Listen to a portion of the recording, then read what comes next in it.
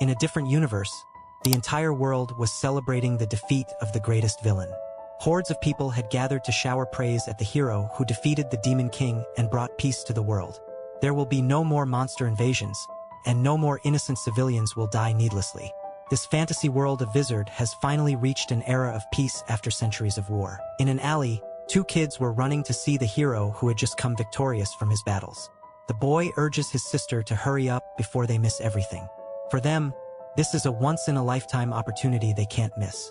While running, the boy comes across a passing figure in a dark robe. His presence is such that the boy's body freezes on the spot.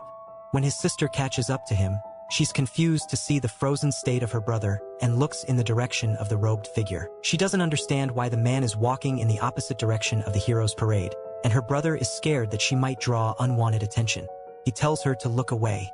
It looks like the boy was able to identify that the robed figure is a dark magician, a sinister class of mages who dabble in the powers of darkness.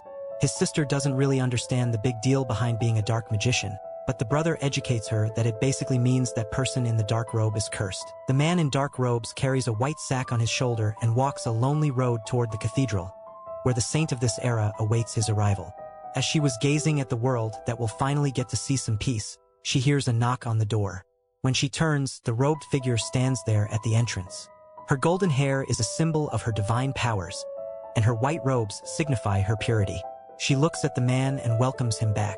In contrast, the robed figure's dark clothes and silent presence give off nothing but sinister vibes. If the saint is a being of pure energy, the robed man is the incarnation of darkness. His name is Minold, and when he unpacks the sack which contains the head of the Demon King, it is revealed to us that he was, in fact, the true hero all along. But due to the dark nature of his powers, he had to become a shadow while a useless man in fancy armor took all the glory. The saintess thanks the dark magician on behalf of the empire, but her words are cut short by the magician. He has but one desire. He did all that was asked of him, and now he wants the saintess to fulfill her end of the promise. The saintess wears a grim expression but assures the magician that she remembers her promise and will be sure to fulfill it. And since that will be the case, perhaps she should refer to the dark magician not as Minold but as Kim In-jun, his original name before he was forcefully summoned to this world. Standing under the statue of the kingdess, the saintess tries to have a heart-to-heart discussion with the protagonist. She tells him that she's sorry he had to bear such a heavy responsibility and explains that she did not give him such a job because she hated him. In fact, she will be forever in his great debt. But the man replies that he hates her so much that he could die right now. Even when met with such a cold response, the saintess says that she will do everything in her power to change the people's opinion about the dark mages in this world. She begs the man to reconsider his wish to go back to his old world, but there's nothing to consider in Kim In-jun's mind. He replies that he has already been used enough. Now he simply wishes to return to his world in one piece. She sighs and says that if he stays behind for the sake of the empire, she promises that he will be rewarded for all of the ill treatment he has received thus far, and more. But it looks like she was too late, and the dark magician tells her to stop her acting. The saintess protests that she's not acting and is being very sincere with her words, to which the protagonist replies that there is nothing she can give him. The saintess's eyes widen with surprise. By virtue of being the king's chosen, she holds quite a lot of power in this world. So what does this man desire that she cannot provide? He replies that he was brought here by force, he was used like a slave, and now she wants him to stay behind so he can wipe her ass some more. For him to forsake his life like this, what can the saintess give him in return? She answers that she can grant whatever he desires because, if you were to cease existing, the empire's peace may not hold for long. But then, the protagonist asks for his first wish to be granted. He wants to eat Korean fried chicken. But the saintess doesn't even know what it looks like. He asks for kimchi, but once again, the saintess doesn't know anything about it. He complains that the food in this world is disgusting. He has eaten nothing but high-calorie biscuits all these years. How can I be expected to live in a world where I'm forced to eat such trash? And if I can't be provided with good food, can the saintess at least provide me with a gaming PC and a good internet connection? Of course, none of that is possible in an undeveloped world like this. In the end, the saintess clenches her fist and gives up on keeping him in this world. He never belonged here in the first place. She drops her head in defeat and agrees to start the return ceremony right away. She takes him to the summoning chamber, where the protagonist reminisces about his memories of the past, when he was first summoned, and is happy that he will never have to see this place again. The The saintess tells him to stand in the summoning circle in the middle and proceeds to start the return ceremony. A bunch of magic patterns start moving under the protagonist's feet right away. She tells him that she will start by removing the protection of the saint from his body first. Kim Min-jun takes off his glove and looks at the hand with the saint's symbol on it. Even though it's called a protection, it's just a leash. It stops the summoned person from fighting the saint. He's glad to finally be getting rid of it. The saintess holds out her hands, and a radiant light purifies the symbol from the protagonist's hand. She seems quite perplexed because not only is the dark magician giving up on all the incredible power he built up over the years, he's also refusing to take all the riches and fame that he would get by staying here. But the man is fed up with this world and asks the saintess to mind her own business instead.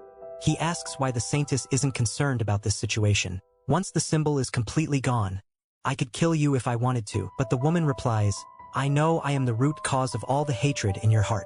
If you were to kill me, I would gladly accept my death. Now that the protection is undone, she tells him, kill me if you'd like, and if you have no such desire, I'd like to start the next stage of the ceremony. The next step involves removing the powers the protagonist has obtained in the world of Vizard, and the saintess steps back from the circle to complete this process. But this is where things won't go according to the saintess, but how the dark magician wants. He quickly hurls a rope of binding dark energy to subdue the saintess and hold her up in the air.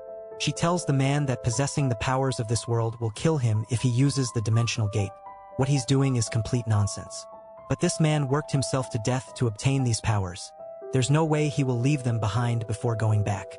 He drops the saintess on her ass and proceeds to open the dimensional gate himself. Even though her life was spared, the saintess is more concerned that the dark magician will never be able to open the dimensional gate with his unholy powers and will probably die as a result. But looks like her worries were unwarranted, since the protagonist was already standing there with a fully functioning portal. Even then, the saintess warns him that he's risking his life by attempting to travel the dimensions so rashly. But he was already aware of such things. That's why he practiced his magic thousands of times to perfect it. He's confused why the people of this world divide magic into light and darkness in the first place. When he reached the peak, he realized that all magic is the same anyway.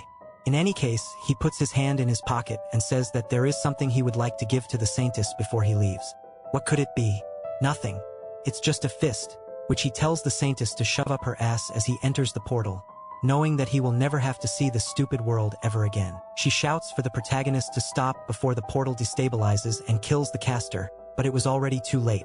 The summoning chamber was soon filled with waves of bright purple energy, and then the portal collapsed on itself and vanished into thin air, leaving the saintess all by herself in the chamber. She slams her fist on the floor in anger. Even though they had their differences, she's upset that she was hated to this extent when she did nothing but fulfill her duty. She never wanted to make anyone suffer, and she never enjoyed putting the protagonist through all that hardship. But now, none of that matters since the two of them are worlds apart from each other. In an unassuming building on Earth, purple lightning sparks, and Kim In-jun is teleported inside. Finally, he's back on the planet he was taken from. Even though he did it so confidently, he felt like he was going to die during the dimensional travel. But all of that is finally over. As he stands, he finds himself in the same room he was summoned from. When he looks at his table, his phone is still charging. This sensation of having your phone in your hand, Min-jun can't describe in words how much he missed this feeling. And his favorite game, Dungeon Power Fighter, is still installed. Only when he opened the game did the reality start kicking in his mind, and he couldn't help but laugh maniacally at his successful return to Earth. But it's too soon to be happy. For some reason, there's no internet connectivity in his apartment. And outside, a squad of soldiers is hugging the walls as if they are in a war zone. The unit commander asks if they're correctly headed in the direction of the CRE Fae, and the scout confirms that they're on the path relayed by the radio location. He asks his corporal why regular soldiers like them were dispatched to deal with something so dangerous, and the corporal is just as confused. He says that such questions should be asked to headquarters. He knows nothing. Nothing can be done now, and they have no choice but to fight. The soldiers take a deep breath and get ready for battle. On the corporal's signal, they rush to the road and turn the corner to shoot the enemy. But what they see is completely different from what they were after. Kim Min-jun is walking the streets, pissed at the fact that his phone is getting no network connection and not a single store is open in the area, even though it's the middle of the day. The soldiers are confused to see a civilian in an area that was restricted from access and shout for the young man to come back to them. Min-jun is also surprised to see the armed soldiers. He wonders what the army is doing in a civilian area, assuming they must be doing training drills. He apologizes for getting in the way, and that's when the soldiers notice something behind him. "Run away as fast as you can," they shout. When Minjun turns around to see what has the soldiers so flustered, he couldn't have been more confused by the bizarre sight before him. A huge wolf-like monster is leaping at him, claws out to rip him apart. But he isn't surprised by the monster. He's surprised that something so weak-looking has the soldiers so scared. After all, he just came from a world where he fought much stronger monsters for years. He clenches his fist to summon his dark powers, but the demonic energy fails to manifest. It's completely gone. Not that it really matters. Minjun is able to crush such small fry with his sheer strength, having no trouble burying the wolf monster's face into the ground. The soldiers are stunned silent by this superhuman display of power. The monster's teeth shatter from the force of the impact.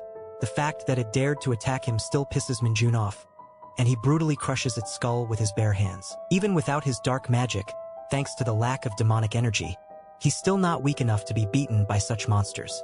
After all, he went through hellish strength training every day back in Hijord. Still, he knows the identities of these creatures, but why have they appeared in this world?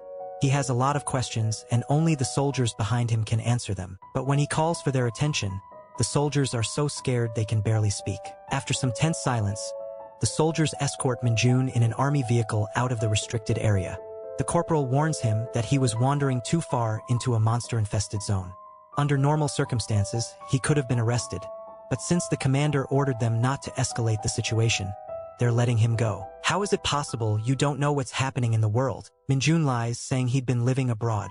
But regardless, this isn't the Korea he used to know. The corporal explains, dungeons appeared when Minjun was around 7 years old. Monsters started emerging in the real world. At first, the military handled them, but then, awakened superhumans with abilities beyond normal humans appeared. They joined the newly established Hunter Corps, wiping out monsters on sight. Before Minjun was summoned by that saint, Korea had no danger in civilian areas. But now, is the world really this chaotic? Are the dungeon power fighter servers gone? If that's true, Minjun wonders what was the point of coming back to Earth in the first place. The corporal grows suspicious. How can someone not know about any of this, even if they were abroad? But after seeing Minjun's strength firsthand, he doesn't dare press further. Minjun cuts in with urgent questions. Did people evacuate safely?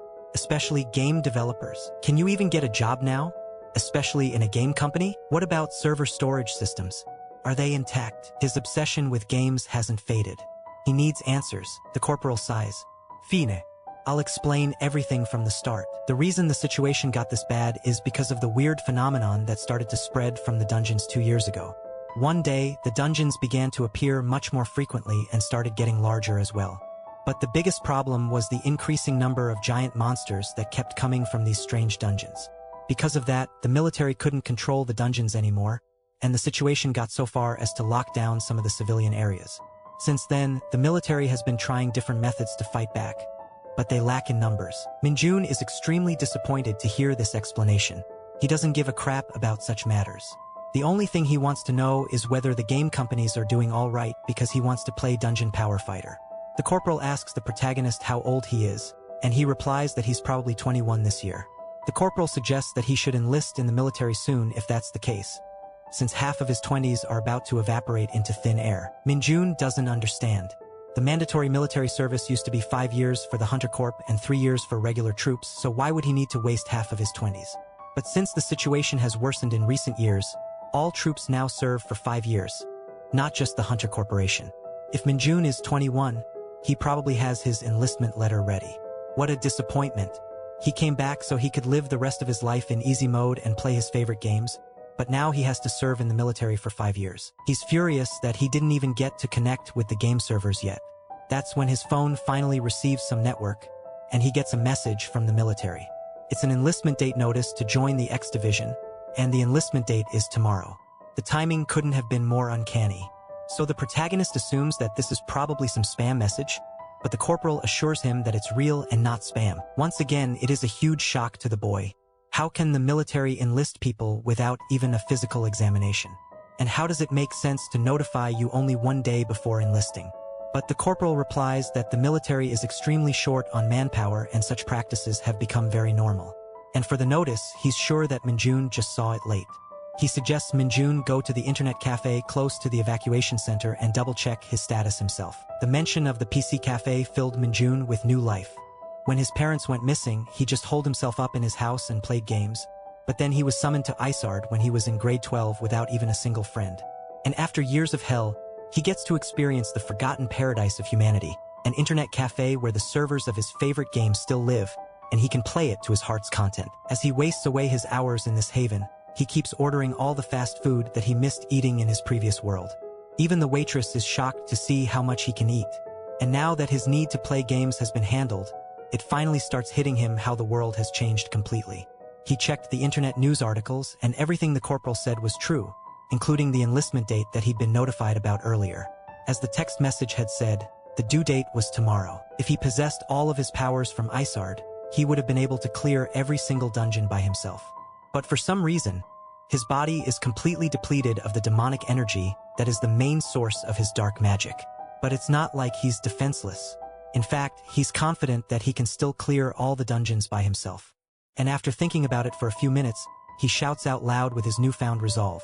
If it means saving his favorite games from getting wiped out, he has resolved himself to solve everything by himself. The next day, he walked into the National Defense Center as per the enlistment instructions. He was surprised to see so many people who had come for the same purpose. Some were saying farewell to their families, and some to their lovers. No matter where he looked, he was amused to see everyone's depressed expressions. Then the announcer called for all soldiers to report to the auditorium immediately. Kim Minjun guessed the military wasn't how it used to be, but doubted it would be as tough as Isgard. Inside the auditorium, commanders shouted and cursed at new recruits, demanding discipline. They dropped F-bombs in every sentence, forcing miserable vibes on every soldier. The recruits were surprised by this harsh treatment before training even began. Minjun found their insults weak compared to his Spartan teachers from Mard. Ironically, these military instructors were actually nice by comparison. When the battalion commander stepped to the podium, he called for attention. As part of formalities, he asked recruits to raise their hands if they wanted to apply for the Hunter Corps but hadn't gotten the chance.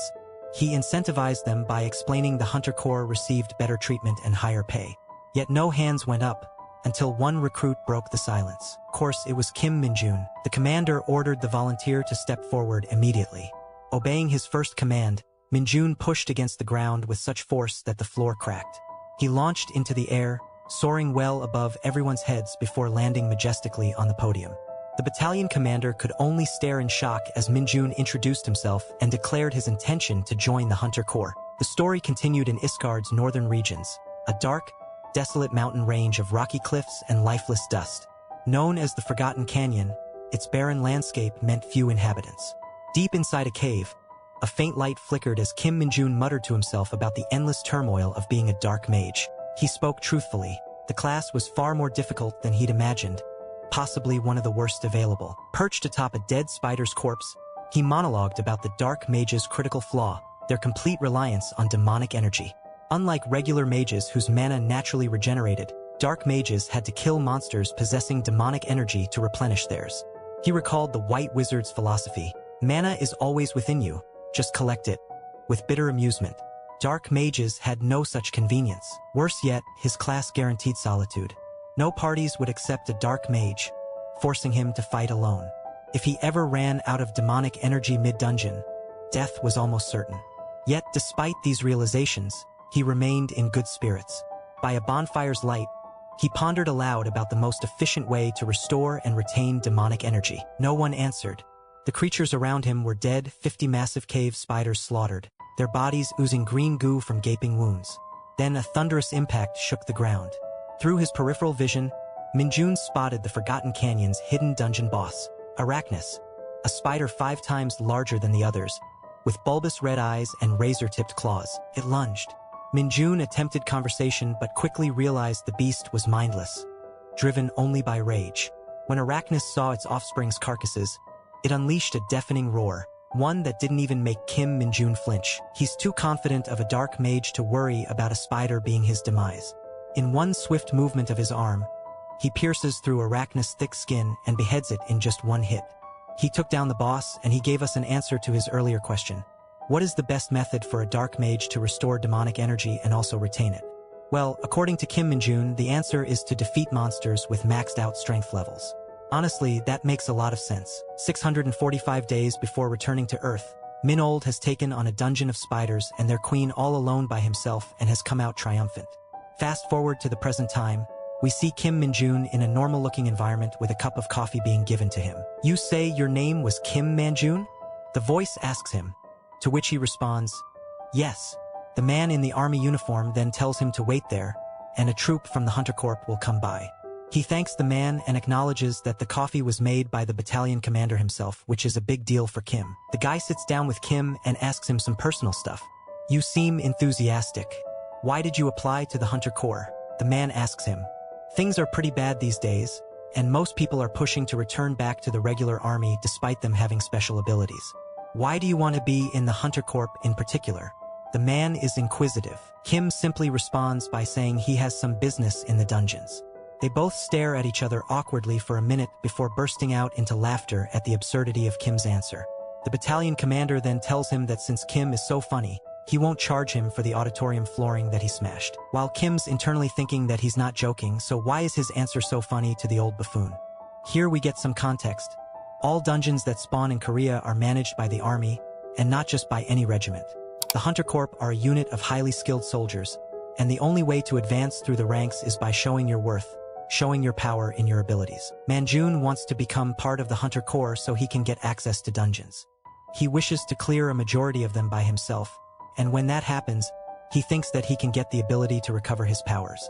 Of course, this is all Man-jun's imagination, and reality may differ from this, though it's still fun to hope. He's so confident in his abilities that he thinks he can probably gain 10 stars, advance 10 ranks, and clear pretty much every dungeon in 5 years' time. After that, he thinks that he can simply relax and spend the rest of his days being a highly paid public hero figure. A perfect plan made by someone who wants to speedrun his life. While Kim Min-jun is contemplating this quote-unquote fantastic idea, Hunter Corps Sergeant Leo enters the room and gives a commanding salute. The battalion commander introduces the sergeant to Min-jun, and the sergeant immediately is interested. He asks Man-jun if he really has hunter abilities, and if he does, he can easily open a status window. He asks Mun for all of his stats. The sheer energy of this sergeant seems to irritate Man-jun. What is wrong with this guy? He thinks to himself. Are all Hunter Corps this frustrating? Anyways, he opens up the status window and starts to check it. He realizes that they had status windows even in his card, so this shouldn't be anything new to him, although it was just numerical values of your stats and abilities, so he didn't care much for it. Status window, he says, commanding it for his stats. But then his face has an expression of shock. The twitchy sergeant keeps asking him what he sees on the status window, but it turns out the status window shows nothing. It just says error. Sergeant Leo seems visibly frustrated. He had never heard of something like this before. Now, somewhere in Yonggu at the Hunter Corps Training Center, a conversation is taking place inside of the battalion commander's office. "It's been a long time. I haven't seen you in 10 years, says the battalion commander. "Didn't think I'd run into you here. Why don't you take a seat?" Hunter Sun Yunio. Hunter Sun Yunio stands tall, staring into the battalion commander's eyes. She says that she isn't a hunter yet. Just like everyone else who has enlisted, she's merely a recruit. She wonders why the battalion commander has called her to his office and asks her to not give her any special treatment because of her father. The battalion commander shuts down any of her worries and mentions that she was called due to a separate matter from General Sun. He then continues with more information, saying that Hunter Sun won't be getting any special treatment. As the Hunter Corps is already a difficult organization to get into, Hunter Sun is further confused. She asks why she was summoned, to which the battalion commander gleefully responds. "You're a renowned rookie," he tells her. "Why wouldn't I be interested? Seeing as I'm the training commander here?" It turns out the training commander simply called Hunter Sun to offer words of encouragement before her training began. He thanks her for enlisting as a soldier rather than an executive. Someone with her skills would be invaluable in the field. They're always short on skilled, committed individuals, he explains, and he thanks her both as a Korean citizen and as a fellow soldier. The praise flusters her slightly, but she thanks the commander for his kindness. Outside the window, a truck pulls up, reminding the commander of Min-jun. He mentions to Hunter Sun that she might be getting an amusing comrade soon, so they decide to visit Min-jun together. Min-jun arrives with Sergeant Lee at the Hunter Corps Training Center and is immediately awestruck by the building's grandeur. A massive glass-coated structure gleaming brighter than the sun, it leaves him wondering how much taxpayer money was poured into it. The facility's sheer scale makes him question if it houses a PC room. Sergeant Lee, however, keeps him grounded. He reminds Minjun that his recruitment isn't confirmed yet due to the error in his status window. As a special case, Minjun will be tested personally, and Lee makes no secret of his disdain. If it were up to me, I'd have sent you to the military police immediately, Lee snaps. He warns Minjun that if the tests expose him as a liar, he'll be drafted into the military police without hesitation. Minjun suspects Lee's hostility stems from jealousy but brushes it off. When asked about the test, Lee points to a crimson crystalline rock, a byproduct of dungeons. The red stone is notoriously dense and immovable, even for strong recruits. Lee's challenge is simple. If Minjun can shift it even an inch, he passes. Minjun grins. That's all? Too easy. Lee's demeanor shifts. He's never seen a status window error before, and Minjun's earlier display, leaping 5 meters onto the podium, defies logic. Yet Lee remains convinced he's dealing with a fraud. Meanwhile, on a balcony overlooking the testing area, the training commander observes with Hunter Sun. He explains that Minjun displayed extraordinary physical abilities despite the status window anomaly. In all my years, I've never seen such a case, he admits, voicing high expectations. Minjun places a hand on the red stone, recognizing it from Iskard's dungeons. At this size, I could easily push it away, he muses. He pulls back his fist, preparing to strike. Hunter Sun and Sergeant Lee watch, baffled, as Minjun's punch connects, not just moving the stone, but obliterating it. Dust settles to reveal a gaping hole where the rock once stood. All 3 spectators are speechless, mouths agape. The stone contained no demonic energy. Minjun's raw strength alone had shattered it. What a monstrous bastard, Lee thinks, stunned. The first day of training begins. Recruits N, Hayak, and others struggle through the grueling regimen. Hayak's thoughts spiral from exhaustion as they sprint up endless stairs. Something's wrong. Even before enlisting, I knew Hunter Corps training wouldn't be ordinary, but this, he thinks to himself, trying his hardest to not lose his strength while climbing up the infamous 6,000 steps. Since you'll participate in actual battles immediately, you must train like crazy for 4 whole weeks. You weigh yourself down with sandbags from the very first training session, and you have to climb the infamous 6,000 steps. And Hayak continues as he's obviously not having the best time here. The instructor that keeps hassling you while he checks her finishing time is something already expected here. He's obviously talking about Sergeant Lee Hungo, who they call the Devil Instructor. And Hayak realized that even after such crude training, you could only increase your stats a little bit, and you would be placed right into battle afterwards. He had to endure it just because he was a Hunter Corps recruit. That is what he thought until he saw Manjun. Are we the problem? He thought to himself. Manjun, on the other hand, was having the time of his life going through this training swimmingly. He feels extremely light on his feet. If he had all of his demonic energy, he'd be flying. He loves the training here because it's so simple compared to the experience he's had in all his time during dungeon dwelling. Compared to the rags in Isard, this military uniform is definitely my style, he thinks to himself, and he absolutely loves the food that they serve in the Hunter Corps mess hall. Their routine is quite strict. They have to wake up at 6 a.m., and after breakfast at 8:30, their morning training lasts up until lunch, after which they do afternoon training till dinner. However, the one thing that he loved the most about it is that he gets to have free time at night. There's a peace room inside the facility that's equivalent to the level outside of the army, and if you're consistent and truly remain a part of the Hunter Corps, you can do whatever you want with your free time. He's truly living his dreams, from getting paid handsomely, to being fed, and having time to exercise and play games. It was all that Mun wanted. He rushes up the stairs even faster due to the excitement of his thoughts, and the others stare at him confused on how he has so much speed and energy. Sergeant Liu is standing atop the mountain at the end of the 6,000 steps. He hears a large noise of footsteps going really fast and sees Manjun coming up. Kim Manjun? Who is this guy? It normally takes an average recruit at least 1 hour to climb the steps. How is he done already?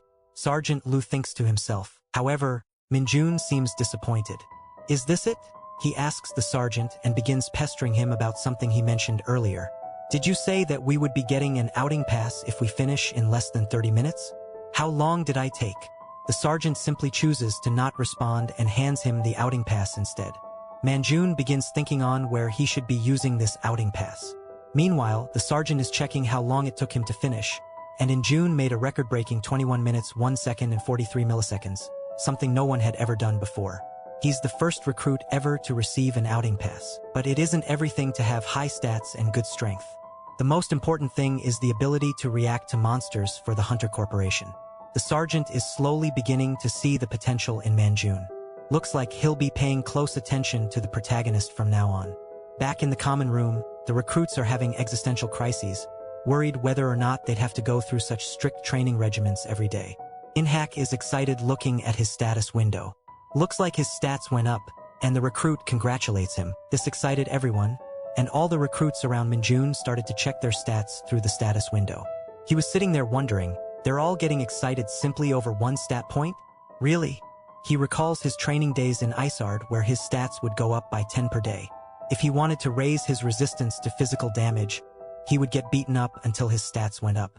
The other recruits begin speaking to him. You've got an outing pass. What will you use it on? And Hayek asks him, and __ is just unsure of what he'll use it on for the time being. One of the other recruits expresses jealousy while another one begins talking about something he heard. I overheard the instructors earlier, and they said no one has managed to obtain an outing pass from Sergeant Lu so far. This excites the other recruits. And Hayek asks Manjun if he works out a lot, while another recruit tells him that it was incredible watching him climb up those stairs like it was nothing. This is something Manjun had never felt, having people chat with him and converse with like he was a normal person. He thinks about his time in Isard. Since he was a dark mage, the people of Isard pretended like he didn't even exist, like speaking to him was some sort of sin. They even refused to make eye contact with him because they thought that he was bad luck. He likes that communication is a thing here, and he honestly is a fan of it. He hears that Hayek mentioned to another recruit, the PC room is open. Are you going to use it? The other recruit says he's too tired, but when Minjun hears of this, he bursts with energy and jumps out of his seat with excitement. The PC room is open? Why are you just telling me this? He runs straight towards the PC room to get to gaming. Minjun and two other recruits are chilling in the PC room, with Minjun feeling more satisfied than he has ever felt in his life. He looks up at the time, it's 9 p.m. He thinks to himself, since it's 9 p.m. right now, I'll get at least 2 hours of sleep when I'm done gaming. 2 hours of sleep was more than enough for Minjun in Isgard. Getting even 1 hour of sleep was a luxury. 2 hours felt like paradise, and he was ready to power through his gaming fatigue. The other two recruits in the room stare at him while he plays Dungeon Power Fighter, wondering, does anyone still play that game? Meanwhile, training continues outside. Sergeant Lee drills the soldiers in maintaining consistent running speed. The exhausted recruits struggle but push forward. Don't increase the distance. Maintain your speed, Lee barks.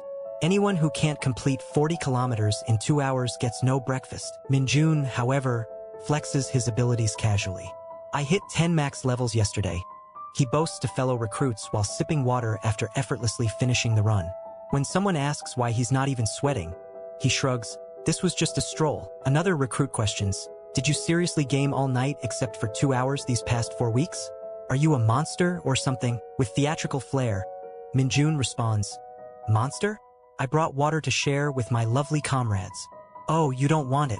As he tilts the bottle to spill water, the dehydrated recruits swarm like baby birds begging for food. You guys are like baby chicks. Minjun laughs. Sergeant Lee storms in. Attention, he screams. The lieutenant is very disappointed in all of you. He berates the squadron for their poor performance. Even in our last training week, only half of you meet standards. You're the weakest squadron we've ever had. Minjun privately wonders why Lee keeps referring to himself in third person. The sergeant's face darkens as he delivers grim news. If deployed now, half of you would die within a month. With this pathetic performance, do you really think you can survive the final training phase? The dreaded dungeon adjustment, the ultimate test to become full-fledged Hunter Corps soldiers. Normally, dungeons disappear after clearing their monsters. But rare, transforming dungeons persist, constantly shifting their layouts like procedural labyrinths. These become brutal training grounds, exposing recruits to every possible combat environment. The terrified recruits react exactly as expected. The lieutenant prefers maintaining this tension, handling recruits like racehorses, alternating between the whip and carrot. His promised carrot? A vacation pass for the top performer, 2 nights and 3 days of freedom. He expects cheers but only gets blank stares. Only Minjun's eyes light up at the prospect of vacation. The others find this reward laughably inadequate. Finally, the hellish dungeon training begins. Recruits gape at the massive dungeon gate's imposing size, some still confused about their mission. Suddenly, an army truck nearly mows them down, skidding to a halt in a cloud of dust. Their confusion lasts only until they see what the truck has delivered. The story continues with two very important questions. What were those luminous eyes behind the cage? And what possible danger could the military be planning to introduce to the unsuspecting recruits? Those eyes glared through the bars in the cage with growls that would send shivers down your spine. Upon further inspection, as the eyes adjusted to the darkness of the cage, the recruits saw beasts with large fangs and furry skin. The cage was filled with hounds. These weren't just regular hounds though, they were a bloodthirsty and an absolutely terrifying breed. The recruits were terrified, with two of them quickly choosing to hide behind Kim Manjun while another one of the recruits fell to the ground. Of course, Manjun didn't think of the hounds that way. Instead, he found them to be quite amusing. He thought they were equivalent to tiny puppies and did not fear anything about them. The lieutenant screamed at the recruits, wondering if they were scared of the hounds. He then tells them that those are the monsters that they will be facing during their time in the transforming dungeon. This scares the recruits even more. The lieutenant instructs them to form teams of 4 people before they can enter the transforming dungeon. The goal is to defeat at least one monster and then make their way back out of the transforming dungeon so that they can prove themselves as valuable future soldiers to the Hunter Corps. He gives them a small pep talk and basically tells them to push through any of the pain, and that definitely lifts their spirits up. He then tells them to gear up as it seems that they are about to get some fancy armor for this mission. One of the instructors asks the recruits to proceed one by one and pick up their Hunter Corps exclusive safety suit, also known as the MID-2. This suit looks like a piece of armor shining in silver with a tough and heavy-looking exterior, almost like a steel chassis.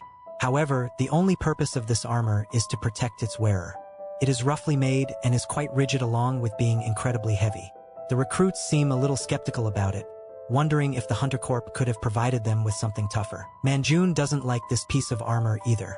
He feels really gross wearing it, knowing that this armor has probably been used hundreds of times by previous batches of soldiers. Since this armor costs around 50 million Korean currency to make, he asks the lieutenant if he can take off the armor quickly if he defeats the hounds fast enough. The lieutenant, being a stout bully for his recruits, just tells off the recruits for being too arrogant without even seeing ask the question. Once he sees it's Minjun, he basically just says yes to him. He then takes a moment to remind Minjun that the transformative dungeon is a team training exercise. He has to make sure that his team is safe and secure while also ensuring the completion of their goal. Minjun's always known that the other recruits are kind of incompetent, so he comes up with a plan to teach his teammates how to kill the hounds. He begins to explain it to the boys by telling them that the hounds will leap at them to attack. Once they do, they should grab the hounds by their legs and snap their backs. He continues by saying that if the hounds don't die from that, then they should fold their backs in the opposite direction and then rip them apart into 2 pieces. Manjuan's face is filled with excitement while giving the gnarly details of his plan, but the recruits' faces have an expression of nothing but being unamused and tired of Mun's cockiness. The lieutenant shouts for the hounds to be released, and the instructor opens the cage door. The hounds immediately jump out, galloping at a ferocity the likes of which these recruits had probably never witnessed before, growling and drooling at the mouth. Their sparkling white eyes had a blinding effect on everyone who looked into them. The hounds immediately ran through the dungeon's massive door, vanishing completely. The recruits are confused as to why the hounds did not attack them and went straight for the dungeon. Manjun cleared their confusion by telling them that they saw their home, and their minds gravitated towards it immediately as they had been captured for a while. The recruits understand this, but this makes them wonder how Manjun knows the psychology of the monsters so well. He wishes he could tell someone about his time in Isard. He wishes to tell people that he used to be a dark mage, but that's information that he simply cannot divulge with anyone else at the moment. The lieutenant cuts them off, scolding them for laughing and joking on the so-called holy training grounds. The recruits try to brush the conversation off, but the lieutenant decides that he wants them to be the first team into the dungeon. Minjun and his buddies were the first ones that would go into the dungeon, and that had been decided now. The sergeant waves his red light saber-looking thing, signaling the team to enter the dungeon. The 4 boys begin walking towards the dungeon with one of them having a determined look on his face, 2 of them completely worried about what the future holds, and Mun simply excited to finally get things going.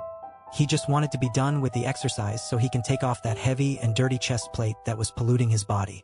The only commonality between these 4 dudes was that they all had big ears.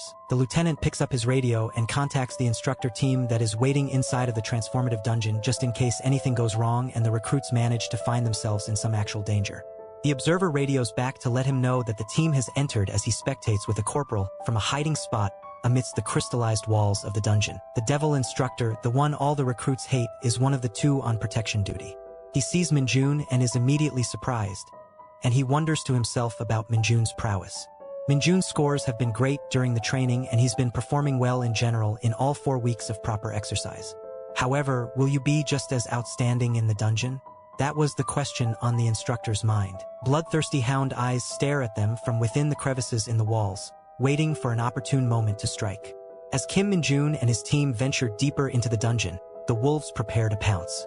Minjun remains acutely aware of their stalkers, already calculating how he could kill them with mere forehead flicks when they attack. There's just one problem: this is a team exercise. If he solos all the enemies, his teammates won't gain any stat points. They must contribute. The hounds are about to attack, Minjun warns. His teammates freeze in shock, brains short-circuiting into panic. He reminds them their protective suits are strong, but fear has them paralyzed. Taking charge, Minjun steps forward just as the first hound lunges. A quick sidestep, a single punch to the skull. One dead hound. Another recruit screams as a hound sinks teeth into his arm. The beast locks eyes with Minjun mid-bite, challenging him. In a flash, Minjun kicks the attacker away, sending it crashing into a wall, dead on impact. The situation is worse than expected. Minjun switches to battle instructor mode. Fight back or they'll overwhelm us. They smell fear. There's more of us. Use that advantage. His voice sharpens. In a real fight, 2 of you would already be dead from hesitation. Guiding his team, Minjun orchestrates their counterattack. 3 recruits converge on the last hound, overwhelming it through coordinated strikes. Hidden observation points buzz with activity. Instructors watch slack-jawed as Minjun transforms panicked recruits into a functional unit. Some whisper conspiracy theories. Is he really a new recruit? Maybe a undercover instructor? Evaluation results come in. Minjun, perfect scores. Combat prowess plus leadership. Teammates, average, they survived. Thanks to him, the squad celebrates their first major hurdle cleared. Instructors emerge, praising their performance before guiding them toward the exit. Minjun badgers them about his vacation pass and high score, teasing their tough guy facades. Then the ground quakes. It's just the dungeon transforming, Minjun explains calmly. But instructors pale as the exit gate begins shrinking. Radios fail. This transformation came months early. Protocol says wait an hour for the gate to reopen. Hunter Command is assessing the situation. An instructor lies through his teeth. The lieutenant will get us out. Minjun knows better. This is no drill. They're trapped in what's now an enclosed dungeon. The rules have changed. No exit until every monster is dead. Private instructor discussion confirms it. An enclosed dungeon only forms when outsiders enter. Our presence triggered this. Then how do we dash? Kill everything. That's the only way out now. Meanwhile, the recruits sit oblivious, some literally trembling with fear. Minjun watches them, then the trembling walls. His mind races through possibilities. If this becomes a survival scenario, well, at least he's here, that they cannot be helped from the outside at all. The instructors tell the recruits of the situation, and now they're all tensed up. They have to clear this dungeon as 4 recruits and 2 instructors, and they have to do it all by themselves without knowing which monsters have appeared. The unfortunate thing here is that the instructors aren't fully equipped to deal with an enclosed dungeon, so they've got to make do with what they have and keep on moving. The head instructor knows that he'd be in big trouble even if a goblin showed up, since it would take at least 10 minutes for him to even take down one of those. The only plan he can come up with is to utilize the protective suits that the recruits have equipped. He considers using them as a meat shield, to put the recruits up front and defeat the monsters while the recruits try to hold on with their protective gear. However, he feels too responsible for them, knowing the grueling training he has put them through and the trust they have put in him. It would be unfair to them. His self-esteem would not allow it. The recruits are scared, but they keep pressing on and following their instructors. However, Minjun senses something going awry, so he looks back at one of the instructors. The head instructor notices this and begins inquiring what's happening, and then everyone turns to look at the other instructor who seems to be gripping his throat, struggling to breathe. He falls down onto the floor with thick foam frothing out of his mouth. The head instructor runs to him and then he falls down onto the floor as well. Both of their mouths have foam coming out of them, and they are knocked unconscious. Kim Minjun runs to them. He checks on the instructors and tells the recruit that it's nothing serious. They have just fainted. He realizes that he smelled something familiar, so he picks up the instructors and throws them towards the recruits, telling them to catch them. He leaves the instructors in the care of his comrades and tells them not to follow him. He orders them to stay specifically near the exit and not go anywhere. They all scream at him to come back as he begins to go deeper into the dungeon. He begins to sprint into the dungeon, bursting with excitement. Kim Man-jun realizes what's going on. His internal monologue explains to us what has happened. The instructors apparently fainted due to the presence of demonic energy, which he didn't expect to find on Earth. It is something that even his guardians need a protective veil for, and its very existence is that much more deadly for normal humans. It does exist on Earth though, and that's great news for a dark mage like Kim Man-jun. He explains that demonic energy is like a charger for a dead phone when it comes to dark mages like him. He runs deeper into the dungeon and can begin to see the source of the super dense demonic energy. This brings even more excitement to our hero, who simply cannot wait to see the true levels of what he is about to face. However, when he reaches as close as he possibly can, he doesn't see anything nor does he hear anything.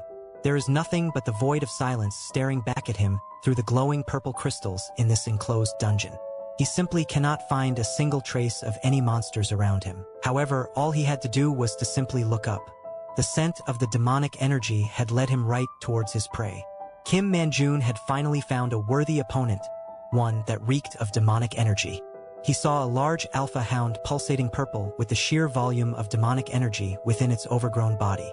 It had 4 eyes glistening purple with an aura of demonic energy that surrounded its body. His teeth were as large as knives and claws sharper than cutthroat daggers. This was a proper fight, and one that Kim Man-jun had been craving for ages. He didn't even dream about facing the dark hound in this enclosed dungeon. So this was definitely a pleasant surprise for our hero. You see, dark hounds are extremely different to regular hounds, and Kim Man-jun had already encountered this one before when he was only a year into his time in Isard. He had his first encounter with this monster. He had never seen something so terrifying back then, and he was quite new and underleveled to fight a behemoth like that, so he almost died during that time. However, things were different now. Kim Man-jun is not the new summon. He's the final raid boss, and he was more than happy to see a familiar face. Kim Man-jun decides to take this hellhound head-on, having full confidence in his abilities as a dark mage and a hunter. He knew that he could more than easily overpower the foul creature. The monster was hanging on the ceiling, staring at our hero, and it decided to pounce upon him. He pulled his hand back, closing his fist in the exact same way he prepared to punch that redstone before he got enlisted as a recruit into the Hunter Corporation. The smile on his face was infuriating for the monster, which lunged at him immediately at the first chance it got. He thanked the monster for the meal as he pushed his arm out in such a fast punch that it sent the monster flew through the air upon the slightest contact, its body going limp before hitting the ground. As it died, an insane amount of demonic energy, previously locked deep within its monstrous form, began pouring out. Kim Man-jun didn't hesitate, immediately draining every ounce of this precious resource. The familiar sickening stench of monster blood filled the air, triggering memories he'd rather forget. Dark hounds were notoriously difficult opponents, not just for their strength but for their poisonous blood capable of rotting human flesh on contact. Man-jun examined his veiny hand, now coated in the toxic fluid. Yet dark mages operated by different rules. Where poison should burn, it merely tingled. Where demonic energy should corrupt, it nourished. This feeding frenzy was his first in ages, yet it left him unsettled. Several troubling questions nagged at him. 1. How did a dark hound native only to Isgard appear on Earth? 2. Why was it in an enclosed dungeon? 3. Why had no training manuals mentioned demonic energy? The instructor's shocked reactions confirmed this was unprecedented. Interdimensional travel seemed impossible for a beast this primitive, unless facilitated by someone immensely powerful. Only 2 possibilities came to mind: the dark mage of his caliber, the saint wielding the king's powers. Shaking his head, Man-jun dismissed these thoughts as overcomplicating a likely coincidence. For now, he'd deliver the corpse to his superiors as evidence. The instructor awoke to panicked recruits' voices. As his eyes fluttered open, their relief was palpable, until he suddenly screamed like a man escaping nightmares, startling everyone. The recruits had feared he'd turned zombie, but his first words were of concern for their safety. Their report about Man-jun venturing alone into the dungeon's depths made the instructor's blood run cold. That should warrant immediate expulsion, he fumed, though admitting his own failure, fainting instead of protecting recruits, undermined his authority. Just as he prepared a rescue mission, gasps erupted. Man-jun had returned, casually carrying the monster's corpse. The instructor's shocked expressions became almost comical as they examined the unfamiliar creature. While recruits marveled at their comrade's feat, one noticed the dungeon gate had reopened. The lead instructor, sweating profusely, placed a hand on Minjun's shoulder. "Did you truly solo that thing?" Minjun responded with silent nod. After ordering the others evacuated, the instructor kept Minjun behind. His orders were clear: file an exhaustive report to the lieutenant, include every detail. Surprisingly, he added, don't omit our incompetence either, revealing surprising self-awareness, or perhaps just resignation. His reputation much. He is way too honest of a soldier. He covers his face in embarrassment as he says that they fainted instead of making sure the recruits were safe, and that he has no excuse for letting his guard down in such a vital situation. Finally, he thanks our hero for making sure that everybody's safe and that he really appreciates it. Manjun blushes as he's glad to be of help but a little embarrassed of the compliments. The instructor puts his hat back on, saving the little dignity he has left, and says that he must accept his wrongs as a man. He then says that they must get back as they're leaving the cave with the portal glaring blue lights. The instructor wonders how to report the cause of his unconsciousness.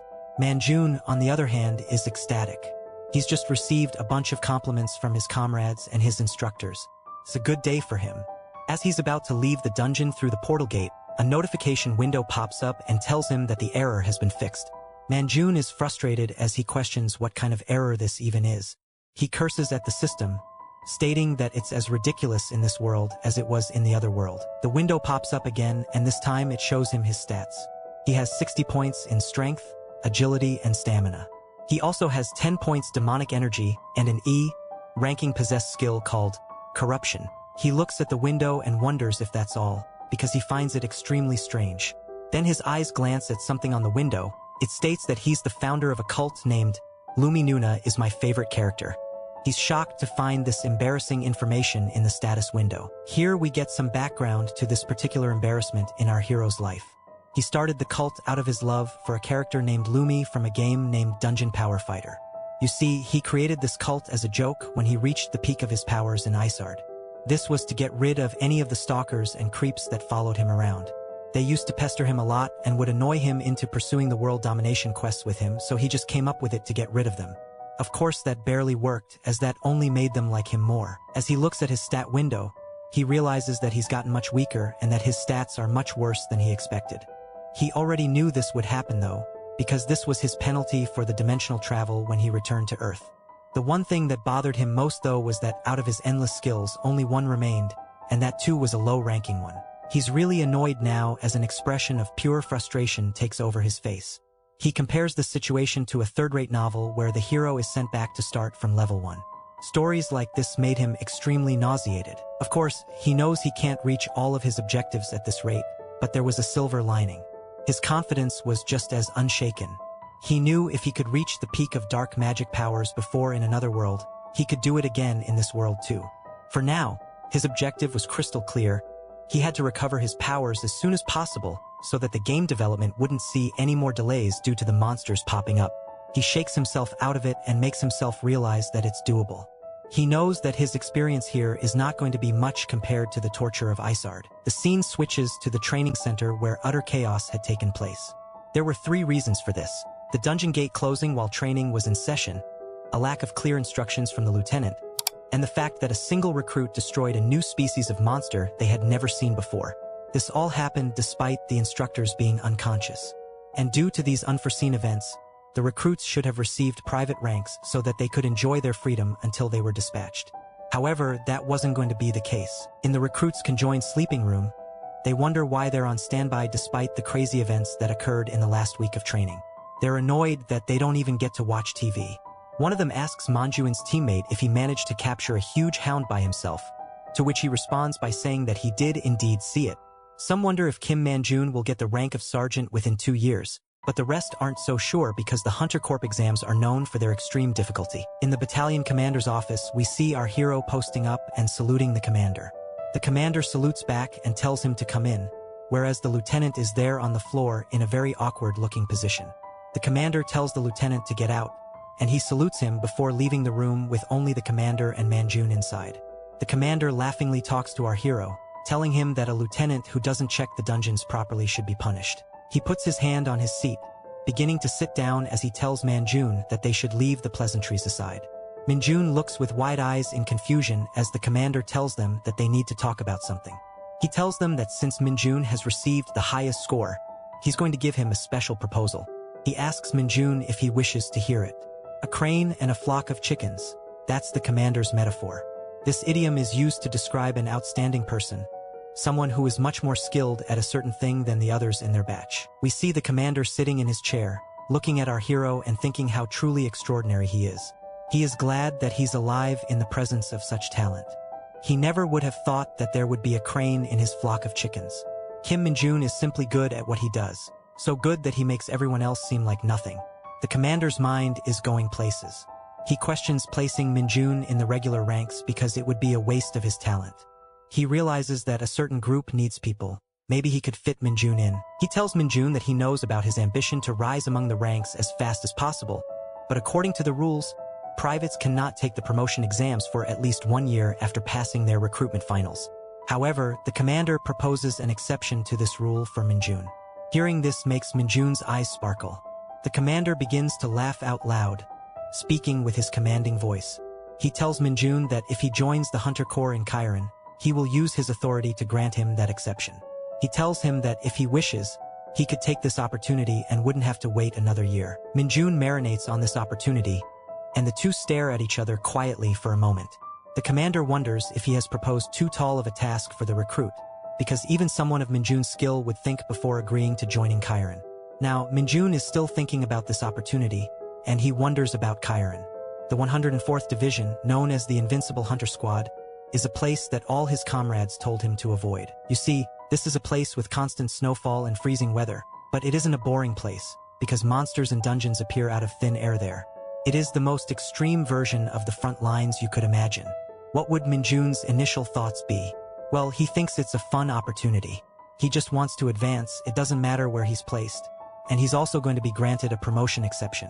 Not to mention, there's a bunch of dungeons full of monsters, which are the best conditions for him to become as powerful as possible. He needs to advance at any cost for his plans to work, because the higher his rank is, the more leveling opportunities open up for him. He looks at the commander and, with determination in his voice, agrees to the proposal. The commander doesn't believe it at first, shocked completely at Minjun's answer. He tells him sternly that he will go, and he has a look of nothing but accomplishment and self-confidence on his face. Outside of the Hunter Corps Training Center, we see a group of newly made privates standing outside with their bags in their hands. We see Private Rock crying his eyes out while saying goodbye to Minjun, telling him to keep in touch. He straight up puts his head out of the car and pesters him about it, but Minjun swears he will. There's another guy just looking at them and cringing. Rock asks why Minjun would volunteer to go to Chiron, and Minjun just looks at his friend and says it's a bit too difficult for him to understand, that his goal is something insane. The sky looks beautiful as the two friends talk. Rock asks him whether it's something like achieving max level 100 times.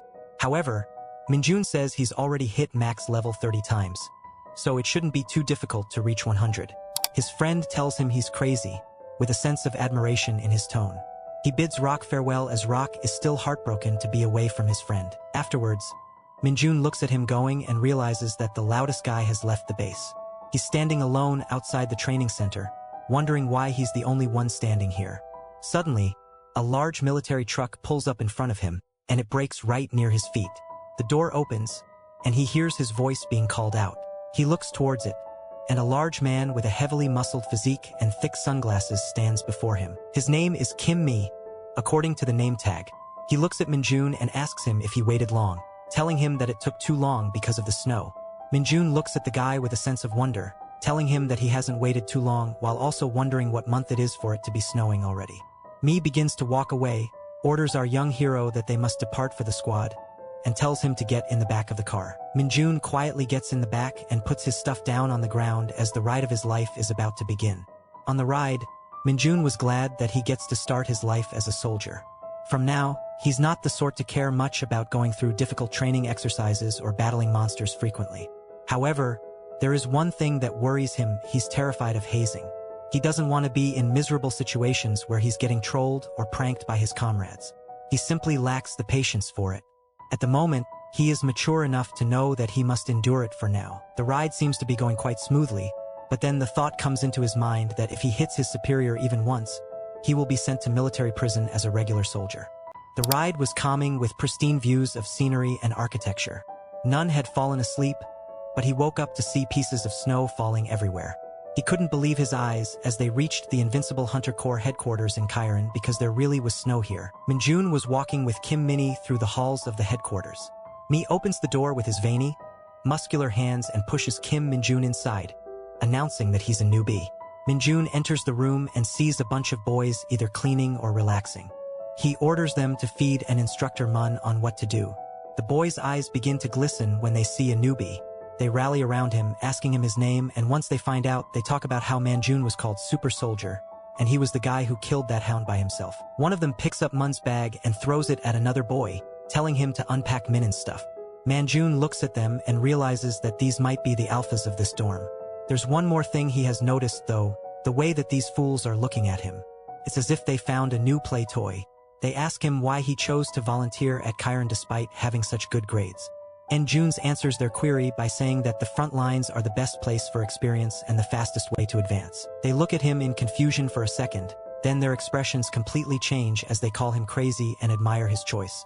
They begin bombarding our hero with questions, asking him whether he has a sister or a girlfriend. He says no to both of those questions, so they asked him to show them his talent. Minjun wonders if they'll buzz off if he shows them his talent. He raises his finger and tells them that he'll show them one-finger push-ups. One of them speaks out in anger, saying that they can do that all day. However, the other one tells him to go ahead and show them. Their expressions change so fast that it feels like someone took the light out of their life. However, it was just Minjun putting his finger on the ground and doing full-fledged vertical push-ups using just his finger. They're completely shocked because they never expected him to do it vertically. They wonder if anyone else in their platoon could do that, and one of them mentions that a particular someone they know could. As they're talking about that particular someone, we see a man dressed in uniform arriving at the door of the dormitory. He walks up to Mun, who is still in the vertical push-up position, and tells him to go away. Manjun recognizes immediately that voice. He knows who this is. It turns out it's none other than Sergeant Leho. Minjun is taken aback by seeing his previous instructor, Sergeant Lee, in the same dorm room as him. However, the other guys have gotten used to him and they begin to berate him and annoy him for being dispatched as an instructor. They ask him how many days he's left of his time here. He just doesn't respond to them and they begin to annoy him even further. In an act of frustration, he screams that he has 4 days left and he tells them to leave him alone. Funnily enough though, they were already tired of his conversation. So they fling him the bird and move on. The sergeant says that he's pretty mad but he can't really do anything about it. Meanwhile, Minjun is just glad they left. The sergeant lays down on a bed, turns on his phone and starts watching a video about volcanic dungeons. Manjun realizes that even in a space as tiny as this dorm, the rank difference between those occupying it is vast. The sergeant calls out to one of the privates named Dongan, telling him to instruct Minjun since he's a junior here. Manjun looks at the guy introducing himself and wonders how that guy is his senior. Dongan asks our hero if he wants to talk over some food because he has a permit to visit the PX. They head to the PX and Dongan tells Minjun to pick out whatever he eats. He tells our hero to eat as much as he likes, and Manjun figures that this guy is just really nice. At the counter, the basket full of food leads to a bill of 300,000 W. Dongjun pays it, but he's shaking in his boots. Nun is chowing down on the food that he's bought, and Dongjun tells him to enjoy it. And Jun asks why they're not allowed to use the PX regularly. Dun tells him that it's a rank system, privates first class and below are only allowed to go there on weekends. On top of that, one needs to be a private first class or above to use gyms, and if you want to use the PC room, you need to be a corporal. Nun almost choked on his food when he heard this news. He found it crazy that you needed to be that high of a rank to use the PC room. Dongan agrees that it's unreasonable but knows that he can't really change anything at his rank right now. Manjun asks with curiosity in his voice whether there is a way to change that, surprising Dongan. He says that the only way is by getting to the rank of sergeant to even attempt it. Manjun is heartbroken and extremely frustrated because he was really looking forward to the PC room. Dongjin dives deeper and he tells him it's very difficult to become a sergeant in the Hunter Corps.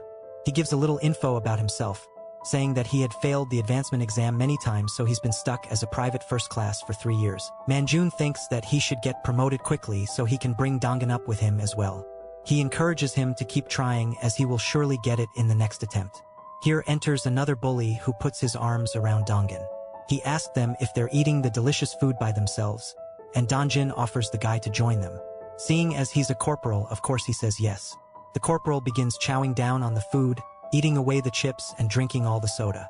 Minjun looks at him in disdain, thinking that this guy is a creep. After eating, the corporal tells them that he won't say anything about them chatting, but he wants them to be present during the firearms training tomorrow, or it will be their funeral. Dongan steps in and says that he was about to explain firearms training to our hero since it's a bit different in Torin than in other places. The corporal takes offense to this and begins to mock and ridicule Dongan.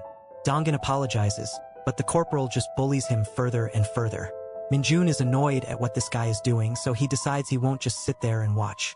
From under the table, Minjun sends demonic energy into the food that he's eating, cursing him to spit out the food. The corporal cannot eat anymore, and his face goes numb as he simply stands up. Dongan asks him what the matter is, but he doesn't respond. Suddenly, he says that there's something weird, looking at the expiration date on the food. However, sweating profusely and feeling sick, the corporal decides to save his dignity by saying that it's probably nothing. Turns out, Minjun had used the corruption skill on the corporal.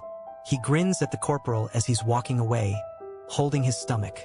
He then diverts his attention back to the private first class and asks them about the firearms training. It turns out here in the Invincible Hunter Squad, they use bullets that are even higher power than the monster-killing bullets used by regular Hunter Corps. This means that the guns will have a much higher kick.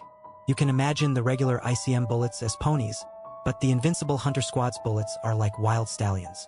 The recoil is so much that it could fluctuate the control of even an extremely skilled gunslinger.